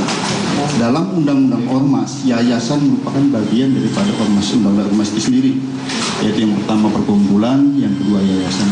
Dan ternyata yayasan ini juga memiliki kaitan dengan kantor pusat yang ada di Lampung. Oleh karenanya, kami terkonstruksikan pasal terkait dengan Undang-Undang Ormas, yaitu suatu organisasi masyarakat yang menganut, mengembangkan paham yang bertentangan dengan Pancasila. Dan juga kami konstruksikan pasal 1 Undang-Undang Nomor 1 Tahun 46, yaitu terkait penyampaian berita bohong yang bisa menimbulkan keonaran. Dan dalam prakteknya bukan hanya masyarakat umum, termasuk umat muslim sendiri. Nanti akan kami jelaskan. Kemudian dari konstruksi yang kami buat ini, kami sudah menetapkan beberapa tersangka, dan sesuai dengan penjelasan kami kemarin, penyidikan kami bersifat berkesinambungan. Oleh karenanya, kami juga telah menemukan delik baru, perbuatan melawan hukum baru, yaitu terkait dengan Undang-Undang Sistem Pendidikan Nasional, di mana kegiatan mereka ini juga melanggar Undang-Undang Sisdiknas dan juga Undang-Undang tentang pesantren. Hadirin sekalian yang kami hormati, bahwa metode siar versi mereka yang selama ini dilakukan oleh kelompok ataupun ormas ini, yang pertama mereka menggunakan website yang terdiri atas video dan juga artikel-artikel. Artikel-artikel ini juga dilengkapi dengan adanya selebaran. Selebaran ini setelah dianalisis oleh para ahli, baik itu ahli hukum, pidana, ahli literasi dan ideologi Islam, kemudian ahli bahasa dan lain sebagainya, firm bahwa ini bertentangan dengan Undang-Undang Ormas, yaitu bertentangan dengan Pancasila karena menyebarkan hal-hal yang bertentangan dengan ideologi negara. Dan ini kan perlu sampaikan kepada rekan sekalian, mungkin nanti akan dijelaskan oleh pihak BNPT. Apa yang disampaikan oleh petinggi-petinggi ormas ini, baik khalifah, pemimpin daulahnya, amir daulahnya, yang mengatakan selama ini bahwa mereka mendukung Pancasila dan NKRI, yang terjadi adalah kontradiktif. Nanti akan kami jelaskan.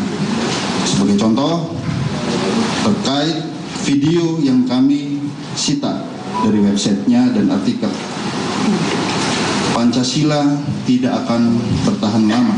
Pancasila dan Undang-Undang Dasar 45 tidak akan bertahan lama. Islam tidak mengenal toleransi. Kiai-kiai di zaman demokrasi ini banyak bohongnya.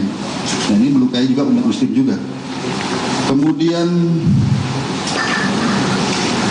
demokrasi dilaksanakan itu bisa harus dengan senjata.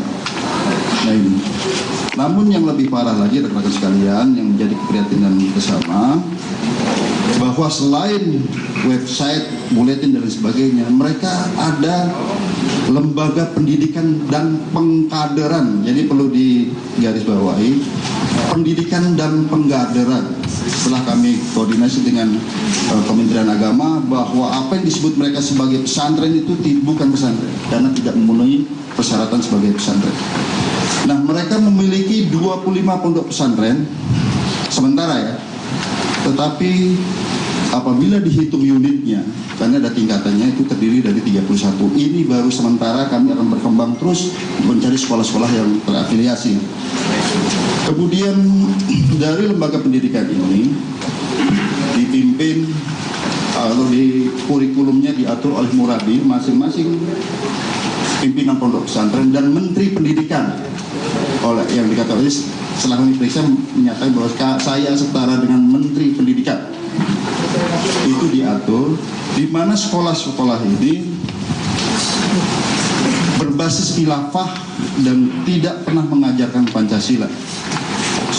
Undang-Undang Dasar 45. Kemudian yang kedua, taat hanya kepada khalifah, sedangkan kepada pemerintah itu tidak wajib. Kemudian juga diajarkan di sini bahwa sistem yang sudah final adalah khilafah. Di luar khilafah itu adalah togut. Kemudian atau setan, iblis. Kemudian semua lembaga pendidikannya itu tidak mengacu terhadap perundang-undangan nasional. Apakah itu Undang-Undang Sistiknas, Sistem Pendidikan Nasional, maupun Undang-Undang Pesantren, di mana dalam undang-undang tersebut mewajibkan berasaskan Pancasila dan Undang-Undang Dasar 45. Kemudian mereka memiliki sekolah dimulai dari SD 2 tahun, 3 tahun, SMP 2 tahun, SMA 2 tahun, dan 2 universitas, satu ada di Bekasi, satu ada di NTB, di mana setelah menjalani pendidikan selama 2 tahun di universitas mendapatkan gelar SKHI, Sarjana Kekhalifahan Islam. Nah, ini jadi perhatian bersama. Oleh karenanya rekan-rekan sekalian, yayasan pendidikan ini yang didirikan itu adalah sebagai suatu alat. Oleh karenanya aktanya kami sita sebagai instrumental big, alat kejahatan, karena memang digunakan untuk melakukan tindakan-tindakan yang berlawanan dengan hukum. Lanjut, kami perlu sampaikan juga mereka memiliki struktur yang hampir sama dengan negara. Dimulai dari pimpinan tertinggi adalah Khalifah, sudah kami tangkap, Abdul Qadir Hasan Baraja, kemudian Amir Daulah setingkat provinsi, kemudian Kepala Amir Wilayah itu setingkat kabupaten, kemudian Umul Ukro setingkat kecamatan, dan yang paling rendah adalah Amir Mas'ud Kemasulan. Nah, dari semuanya ini warga-warganya mulai dari tingkat yang ke bawah wajib memberikan infak sodakoh per hari 1.000 per hari. Data yang kami dapatkan ini baru puluhan ribu, baru tahap pertama kami temukan puluhan ribu data warganya itu. Kemudian tidak menutup kemungkinan akan ada dana-dana yang dari luar. Ini masih tahap pendidikan dan sejak awal kami sudah berkoordinasi dengan PPATK di sebelah kami. Kemudian juga kami perlu sampaikan bahwa mereka dalam pendidikannya ini didanai oleh warga. Kemudian juga untuk merekrut atau pengkaderan ini siswa-siswanya pendidikannya bersifat gratis. Jadi untuk masuk gratis, kemudian tetapi wali muridnya nanti akan dibaiat untuk wajib memberikan infak. Kemudian rekan-rekan sekalian, hadirin sekalian kami hormati bahwa hasil penggeledahan kami temukan puluhan ribu data warga Lampatul Muslimin ini, ormas ini, yang ditunjukkan dengan ada namanya KTP versi kita, kalau mereka ada namanya nomor induk warga. Jadi setelah kami klasifikasi, yang tertinggi adalah wira swasta, kemudian petani 20%, karyawan 25%, guru 3%, termasuk di sini ada ASN dan juga dokter dan lain sebagainya. Nah, kemudian warga-warga ini setelah mereka dibaiat akan diberikan buku saku. Buku saku ini latar belakang tegaknya Khilafatul Muslimin, bisa ditunjukkan di sini ya, buku warna hijau. Nah ini buku sakunya mereka, di mana merujuk kepada Darul Islam Kartosuwiryo. Jadi rekan-rekan bisa menjabarkan sendiri bahwa acuan mereka buku ini di mana mengacu pada ajaran daripada Kartosuwiryo. Kemudian juga yang menjadi keprihatinan kita bersama khususnya dalam pengkaderan ini, siswa-siswa di dalam setiap sekolah tidak pernah diajarkan Pancasila, tidak pernah ada bendera, tidak boleh menghormati bendera selain bendera Khilafatul Muslimin, bendera khilafah, yaitu sudah kita semua. Artinya seperti yang kami sampaikan tadi, tidak wajib tunduk pada pemerintah.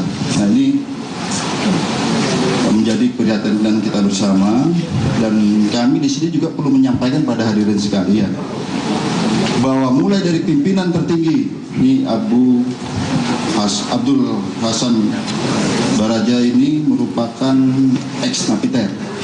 Yang pertama pernah divonis 5 tahun terkait dengan teror Warman, 5 tahun.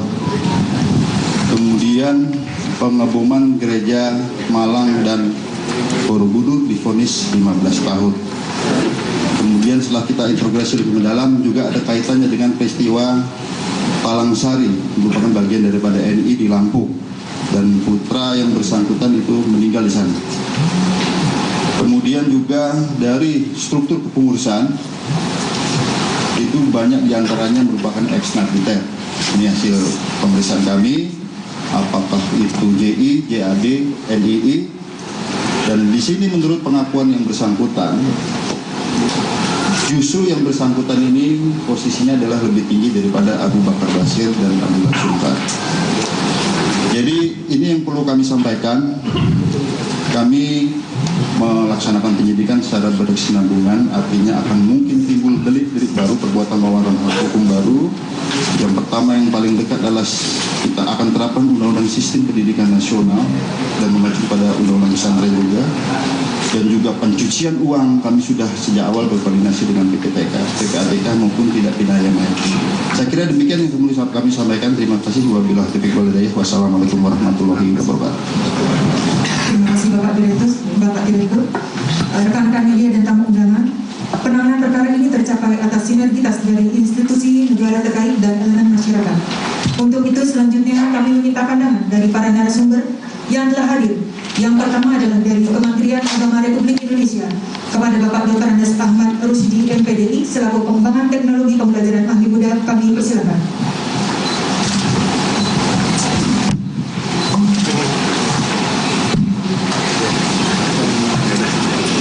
Assalamualaikum warahmatullahi wabarakatuh.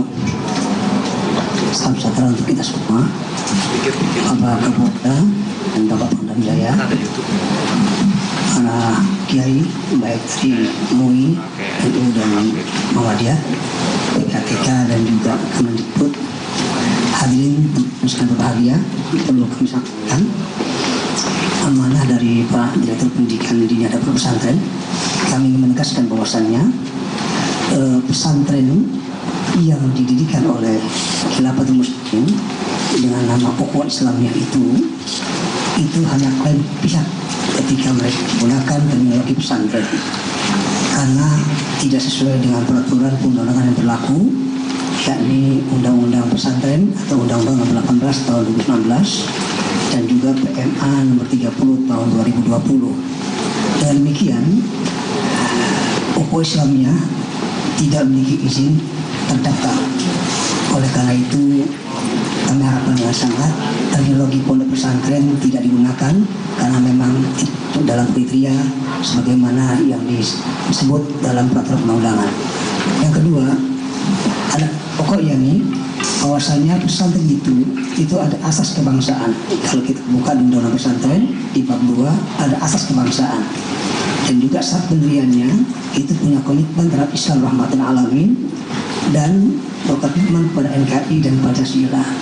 Dan sama-sama kita dengar tadi uraian dari Pak Hengki bahwasanya kampus ini itu tidak ada Pancasila, tidak ada undang-undang seperti yang sampai oleh beliau. Oleh karena itu sekali lagi kita tandaskan bahwasanya pokok Islamnya tidaklah masuk dalam kategori pondok pesantren dan nama ini tolong tidak digunakan sebagai kita sebut, tapi kita menggunakan istilah yang lain. Kita lagi pondok pesantren tolong dihilangkan. Terima kasih. Wassalamualaikum warahmatullahi wabarakatuh. Terima kasih Bapak. Selanjutnya adalah kami meminta pandangan dari Bapak Dr. Chandra Irawan MSI selaku Auditor Utama Ditjen Kementerian Pendidikan Budaya Ristek dan Teknologi Republik Indonesia.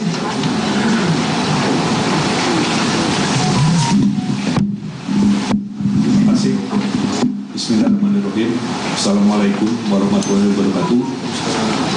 Salam sejahtera untuk kita semua. Selamat siang. Yang kami hormati Bapak Kapolda Metro Jaya, Bapak Pangdam Jaya dari unsur NU Muhammadiyah dan dari Kementerian Agama serta pihak-pihak yang terkait dengan acara hari ini. Bapak Ibu sekalian, setelah kami mendengar paparan ya baik dari media, dari Kapolda sendiri ya dan dari Reskrim ya, ada beberapa hal yang perlu kami sampaikan dari Kementerian Pendidikan Budaya Riset dan Teknologi. Pertama-tama ya kami sampaikan bahwa kami sangat berterima kasih ya pada jajaran Polda Metro Jaya yang telah berhasil mengungkap jaringan terkait dengan informasi sekolah Khilafatul Muslimin ini. Selama ini kami di jajaran Kementerian Pendidikan Budaya Riset dan Teknologi belum pernah ya mendengar ya tentang penyelenggaraan sekolah ini. Ya, baik itu yang terkait dengan penyaluran dana BOS, ya, terdaftar di Dapodik, ya, maupun sekolah-sekolah yang telah dilakukan akreditasi oleh Badan Akreditasi Nasional, Sekolah Madrasah maupun BAN dan PNM. Ya. Jadi kami selama ini selalu melakukan pengawasan Bapak Ibu sekalian ya, terhadap sistem ya data pokok pendidikan ya maupun turun langsung lapangan ya untuk mengecek keberadaan sekolah-sekolah yang terdaftar di Dapodik maupun yang mendapat penyaluran dana bantuan operasi sekolah ya. Jadi sekali lagi kami sangat berterima kasih ya bahwa Kapolda ini ternyata berhasil mengungkap ya ada 25 sekolah ya yang kami ikuti ya. Berikutnya juga terkait dengan kegiatan pendidikan bagi sekalian. Ya. Kami juga mendengar bahwa lembaga ini dalam melakukan kegiatan pendidikan yaitu kepada wali murid, ya, orang tua murid atau peserta didik diwajibkan untuk berbayar kepada Khalifah Khilafatul Muslimin, di mana harus membayar zakat, infak dan sedekah sebesar 10% sampai 30%. Bapak Ibu sekalian, ya, dalam pendidikan pendidikan tidak dikenal ya istilah berbayar ya pada siapapun. Ya, ada ketentuan ya yang diatur ya dalam penerimaan peserta didik baru. Ya, jadi rekan-rekan media bisa membayangkan ya apakah langkah-langkah ya yang diambil ormas ini dalam pendidikan itu telah sesuai dengan ketentuan yang sudah ditetapkan oleh kementerian. Berikutnya juga kami mendapat informasi bahwa pondok pesantren tersebut menjalankan beberapa jenjang. Kami mohon maaf apabila kami menggunakan istilah pondok pesantren, karena dari pihak Kemenak sendiri menyatakan bahwa ini bukan kategori dari pondok pesantren. Ya. Kami pun ya, setelah melihat kondisi sekolah, kami juga menyatakan bahwa ini sesungguhnya bukan yang namanya sekolah, ya, bukan yang namanya satuan pendidikan, sebagaimana diamankan dalam Undang-Undang Sistem Pendidikan Nasional maupun dalam PP 17 tahun 2020, ya, tentang pengelolaan dan penyelenggaraan pendidikan, ya, di mana ormas ini menyediakan SD ya, dengan masa pendidikan selama 3 tahun. SMP masa pendidikan selama 2 tahun, SMA masa pendidikan selama 2 tahun, dan setara pendidikan tinggi masa pendidikan selama 2 tahun. Ya, perlu kami sampaikan juga berdasarkan PP 17 tahun 2010 tentang pengelolaan dan penyelenggaraan pendidikan, ya, itu dinyatakan ya, bahwa untuk penyelenggaraan pendidikan, ya, SD dan MI atau bentuk lain yang sebenarnya terdiri dari 6 tingkatan kelas, ya. Kelas 1, kelas 2, kelas 3, kelas 4, kelas 5, dan kelas 6. Artinya masing-masing kelas ini adalah 1 tahun, ya, untuk SD, ya, artinya 6 tahun. Untuk SMP, SD maupun MI itu 6 tahun, ya. Sedangkan SD dan MTS, ya, atau bentuk lain yang sebenarnya terdiri dari 3 tingkatan kelas, yaitu kelas 7, kelas 8, dan kelas 9. Ya, artinya SMP dan MTS harus dilaksanakan selama minimal 3 tahun, ya, dengan kondisi lancar. Ya. Hal ini pun juga berlaku bagi sekolah menengah atas. Ya, jadi Bapak Ibu sekalian bisa dibandingkan, ya, dengan penyelenggaraan pendidikan yang dilaksanakan oleh ormas ini. Ya, itu sama sekali tidak memenuhi syarat, ya, sebagaimana ditetapkan dalam PP 17 tahun 2010 tentang pengelolaan dan penyelenggaraan pendidikan. Bapak Ibu sekalian, terkait dengan peraturan ini, kami juga memiliki Permendikbud nomor 67 tahun 2013 yang ya, tentang kerangka dasar dan struktur sekolah dasar dan MI, ya, di mana tujuan kurikulum 2013 adalah mempersiapkan manusia Indonesia agar memiliki kemampuan hidup sebagai pribadi dan warga negara yang beriman, produktif, kreatif, inovatif, dan efektif, serta mampu berkontribusi pada kehidupan masyarakat, berbangsa, bernegara, dan peradaban dunia. Ya, berbangsa, bernegara dalam hal ini adalah negara Indonesia, Bapak Ibu sekalian, yang berdasarkan pada Pancasila Undang-Undang Dasar 1945. Ya, dan ini juga tercantum dalam Undang-Undang Sistem Pendidikan Nasional, Undang-Undang Nomor 20 tahun 2003, Bapak Ibu sekalian. Berikutnya adalah terkait dengan Undang-Undang Nomor 12 tahun 2012, ya, itu tercantum dalam pasal 18 ayat 3, ya, itu untuk pendidikan tinggi, di mana program sarjana wajib memiliki dosen yang berkualifikasi akademik, ya, minimum lulusan program magister atau sederajat. Ya. Jadi Bapak sekalian, sampai saat ini, ya, kami masih mengharapkan dan menunggu hasil penyelidikan dari Polda Metro Jaya, ya, terkait dengan identitas, ya, satuan pendidikan ini. Ya. Kami akan siapkan data dari peraturan, ya, apabila kami sudah mendapatkan data dan informasi yang lengkap. Bapak sekalian, sebagai penutup kami akan sampaikan bahwa pada prinsipnya Kemdikbudristek mengapresiasi tindakan yang dilakukan oleh Polda Metro Jaya dalam penanganan kasus ormas Khilafatul Muslimin ini, dan kami siap mendukung data dan peraturan, ya, terkait penanganan ormas Khilafatul Muslimin yang dilakukan oleh Polda Metro Jaya. Kami berharap data lembaga pendidikan yang terkait dengan ormas Khilafatul Muslimin dapat kami peroleh untuk dilakukan pengecekan. Demikian Bapak Ibu sekalian, rekan-rekan media, apa yang bisa kami sampaikan terkait dengan informasi ini. Untuk itu kami ucapkan terima kasih. Wabillahi taufiq wal hidayah. Wassalamualaikum warahmatullahi wabarakatuh. Terima kasih Bapak. Selanjutnya kami meminta pandangan dari Bapak Brigadir Jenderal Polisi Wawan Ridwan selaku Direktur Pembinaan Kemampuan Badan Nasional Penanggulangan Terorisme. Kami persilakan. Terima kasih. Assalamualaikum warahmatullahi wabarakatuh. Selamat siang, salam sejahtera bagi kita sekalian. Yang kami hormati Bapak Kapolda Metro Jaya, Bapak Pangdam Jaya, Bapak Ibu sekalian, perwakilan dari lembaga kementerian yang diundang dalam hal ini, dari MUI, kemudian dari NU, juga yang kami hormati dari Direktur Umum.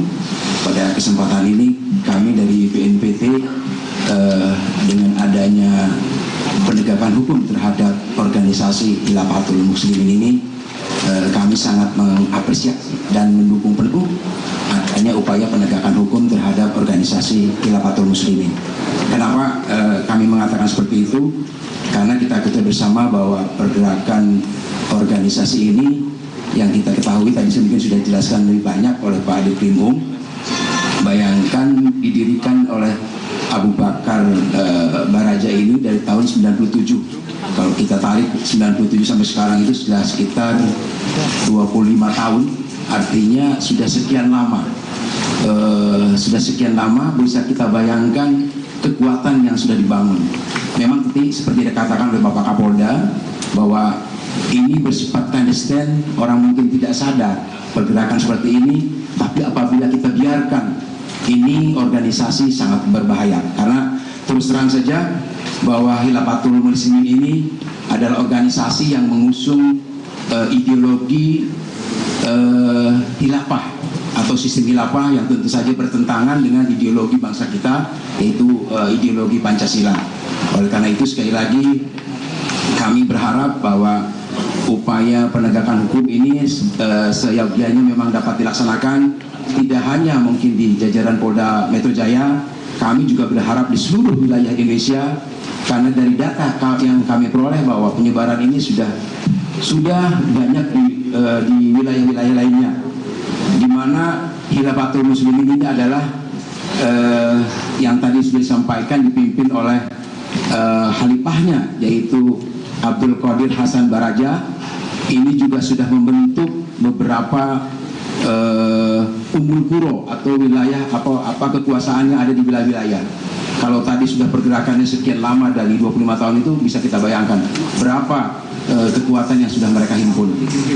Terus kemudian juga selain menjalankan tadi, kalau mungkin strategi yang tadi disampaikan Pak Direktur Umum, ada strategi yang misalnya kalau ditanya oleh masyarakat bahwa dia tidak akan merubah ideologi Pancasila ataupun lainnya, itu adalah merupakan strategi mereka, yaitu yang disebut dengan strategi takiyah, adalah sebuah strategi atau siasat untuk berbohong. Karena menurut syariat yang diajarkan oleh mereka bahwa syariat itu diperbolehkan khusus untuk menganut ajaran mereka. Di samping itu juga ada beberapa strategi yang mereka lakukan di dalam rangka mengembangkan organisasi ini,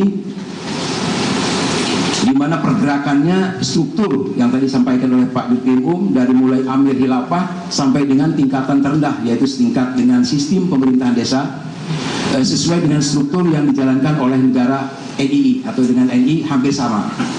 Kemudian juga pergerakan Khilafatul Muslimin ini juga mempunyai pusat pemerintah baik di provinsi yang saat ini pusatnya di Lampung. Kemudian juga ada beberapa kantor wilayah yang tadi saya sampaikan, ada umul qura atau tingkat kewilayahan yang ada sudah di berbagai provinsi. Kalau tidak salah sampai sekarang itu, dan data kami itu ada di sekitar 25 provinsi itu tersebar. Kemudian aktivitas yang dilakukan juga oleh Khilafatul Muslimin ini tidak ubahnya dengan aktivitas yang dilakukan oleh organisasi yang sudah jarang, yaitu NII atau Jamaah Islamiyah, dalam hal pengkaderan maupun aktivitas pendanaan serta tujuan organisasi yang mengganti ideologi negara. Nanti, tapi kalau misalnya ditanya secara ini, kalau tidak dilakukan dengan pendidikan secara dalam, pasti mereka akan mengatakan bahwa kami tidak akan ganti ideologi Pancasila. Tetapi itu adalah merupakan strategi yang tadi saya sampaikan, ada strategi untuk mensiasati atau strategi berbohong yang mereka lakukan. Kami kira mungkin sementara itu yang dapat kami sampaikan. Sekali lagi kami dari BNPT sangat mengapresiasi dan mendukung sepenuhnya atas upaya penegakan hukum yang dilakukan oleh Polri, khususnya jajaran Polda Metro Jaya, dan kami juga berharap kepada jajaran wilayah lainnya untuk dapat melakukan upaya penegakan hukum khususnya terhadap organisasi Khilafatul Muslimin ini, karena kita ketahui bersama bahwa ajaran khilafahnya bertentangan dengan ideologi Pancasila, dan apabila ini kita biarkan, tidak kita cegah, akan berdampak sangat berbahaya terhadap keutuhan negara kesatuan Indonesia. Demikian yang dapat kami sampaikan. Saya akhiri, wabillahi taufiq wal hidayah. Assalamualaikum warahmatullahi wabarakatuh. Terima kasih. Selanjutnya dari PPATK, mohon izin kepada Bapak Maria.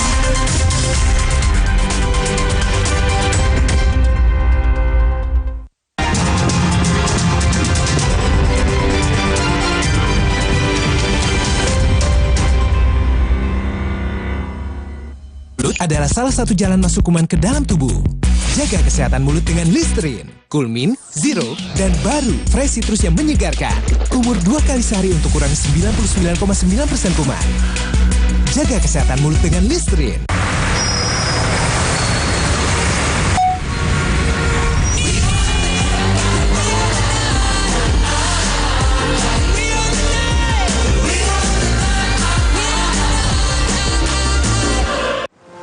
As Miss Universe, I care deeply about the empowerment of women.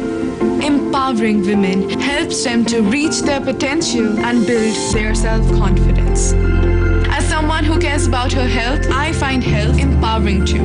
Good health allows us to chase our dreams and succeed in what we care about. Drink UC 1000 vitamin with 1000 milligrams of vitamin C to help keep you healthy inside, fresh outside.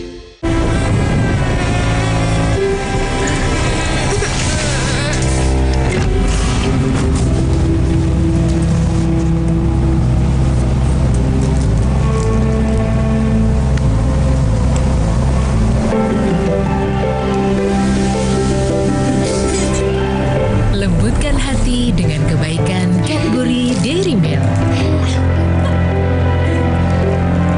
Rasakan lembutnya kebaikan. Terhenti karena nyeri? Semprotkan Salon Pas Jet Spray.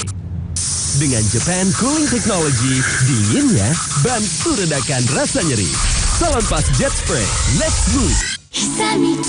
Baru Provital Immuna, susu dewasa dengan triblend aktif formula, beta-glukan, tinggi vitamin C dan tinggi selenium, bantu jaga imunitas sejak pertama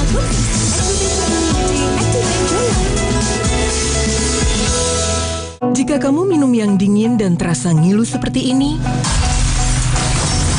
gigi kamu mungkin kehilangan lapisan mineral alami penyebab ngilu pada gigi sensitif. Sensitif Mineral Export by Pepsodent. Terobosan formula terkini, bantu perbaiki 100% area gigi sensitif dengan mineral alami. Meredakan ngilu dan mencegahnya datang kembali. Redakan ngilu dengan mineral alami. Sensitif Mineral Export by Pepsodent. Gue punya pilihan kopi yang baru. Top Coffee gula aren baru. Kopi, susu, di blend gula aren yang legit. Meleleh gitu enaknya.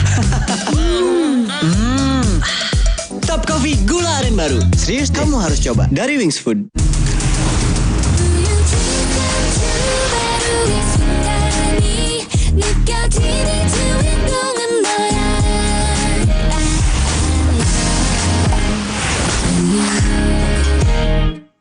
Aku tertipu. Ngakunya keju. Ternyata air dan tepung. Jangan salah pilih lagi. Cek labelnya. Pastikan keju di urutan pertama komposisi seperti Kraft Cheddar. Kejunya asli, nutrisinya pasti. Kerjaan harus tetap dijalani biarpun badan pegel dan nyeri otot. Cepat minum Oskadon SP. Oskadon SP bekerja aktif di pusat nyeri otot. Tanpa ngantuk. Siap aktivitas lagi. Angkat mama juga bisa. Nyeri otot dan pegal linu reda. Aktivitas. Oh yeah.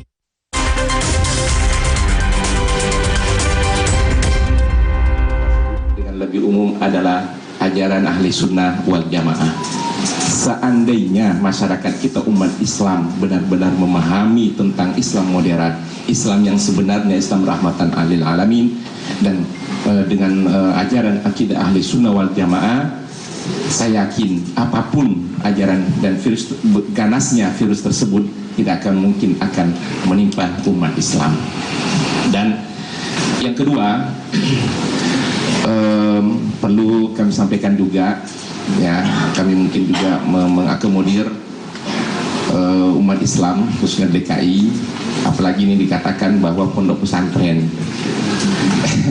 Ini sebenarnya sangat merugikan sekali, ya. Saya bisa memberikan kesaksian kalau di DKI ini ada 120 25 pondok pesantren. Kalau se-Indonesia 37.000 ya, 37.000 pondok pesantren. Insya Allah pondok pesantren yang dikeluarkan, ada izin operasionalnya yang dikeluarkan oleh Kemenak, saya yakin tidak ada yang memiliki kepahaman yang radikal. Saya rasa bisa didata yang melakukan teroris, tindakan teroris, pemboman di mana-mana, ancaman di mana-mana, itu sebenarnya bukan alumni pondok pesantren yang benar. Ya, jadi mungkin saya juga minta bantuan kepada media, ya, dengan kata-kata bahwa Khilafatul Muslimin itu adalah punya yayasan dan punya pondok pesantren. Ini sangat merugikan kami semua. Cukuplah pondok pesantren itu telah menyebarkan sekian tahun sebelum negara ini berdiri dan ikut mendirikan negara ini, itu menyebarkan Islam yang rahmatan lil alamin. Ya, Islam sangat tidak bertentangan sekali dengan teroris. Tidak ada konsep teroris dalam Al-Quran dan hadis. Dan perlu saya sampaikan juga, karena saya berpendidikan lama di Timur Tengah, karena kebetulan kata-kata khilafah ini sering muncul di sana, saya katakan negara yang oknum melakukan negara munculnya khilafah ini sendiri, ini adalah gerakan yang terlarang dari mereka. Kok di Indonesia bisa subur? Berarti ada aktor di belakang itu semuanya. Jadi sekali lagi, umat Islam kita di Indonesia adalah umat rahmatan lil alamin dan tidak mengenal dengan hal itu. Dan mengenai sikap ini, saya sekali katakan ini adalah sebaiknya jangan pakai kata-kata agama, kata-kata Khilafatul Muslimin, karena sebenarnya itu saya katakan adalah hak yang dibungkus dengan kata-kata hak, tapi pada hakikatnya isinya itu adalah penuh dengan kebatilan. Itu saja. Dan terakhir, insya Allah MUI DKI siap Pak untuk kerjasama hal ini. Dan sampaikan dari Kapolda bahwa ini adalah kewajiban kolektif bagi kita. Insya Allah kami siap untuk mendampingi apa yang perlu kami memberikan pencerahan bagi umat ini, ya, khususnya untuk memberikan penjelasan tentang Islam modern. Sekian, hadallah, assalamualaikum warahmatullahi wabarakatuh. Terima kasih kepada selanjutnya kami meminta pandangan dari Ketua Pengurus Wilayah Nahdlatul Ulama DKI Jakarta kepada Bapak Dr. Kiai Haji Saiful MA. Kami silakan. Assalamualaikum warahmatullahi wabarakatuh. Yang kami hormati Pak Kapolda, Pak Pangdam, dan Bapak-Bapak semua.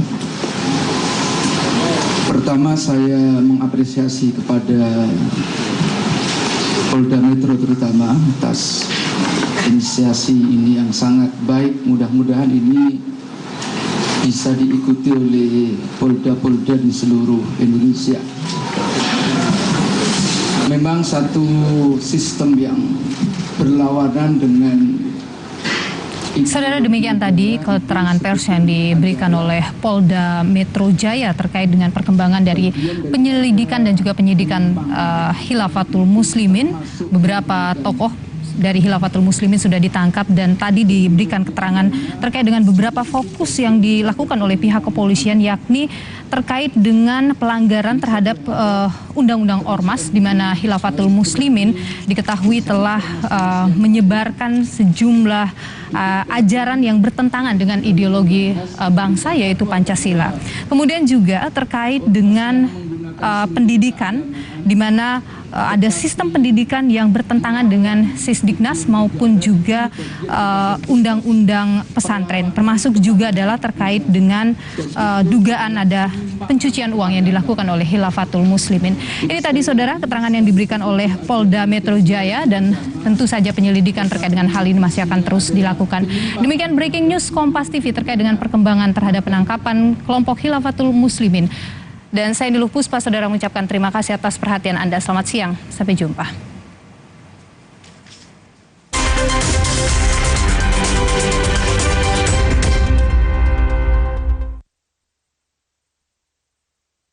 Gue punya pilihan kopi yang baru. Top Coffee gula aren baru. Kopi, susu, di blend gula aren yang legit.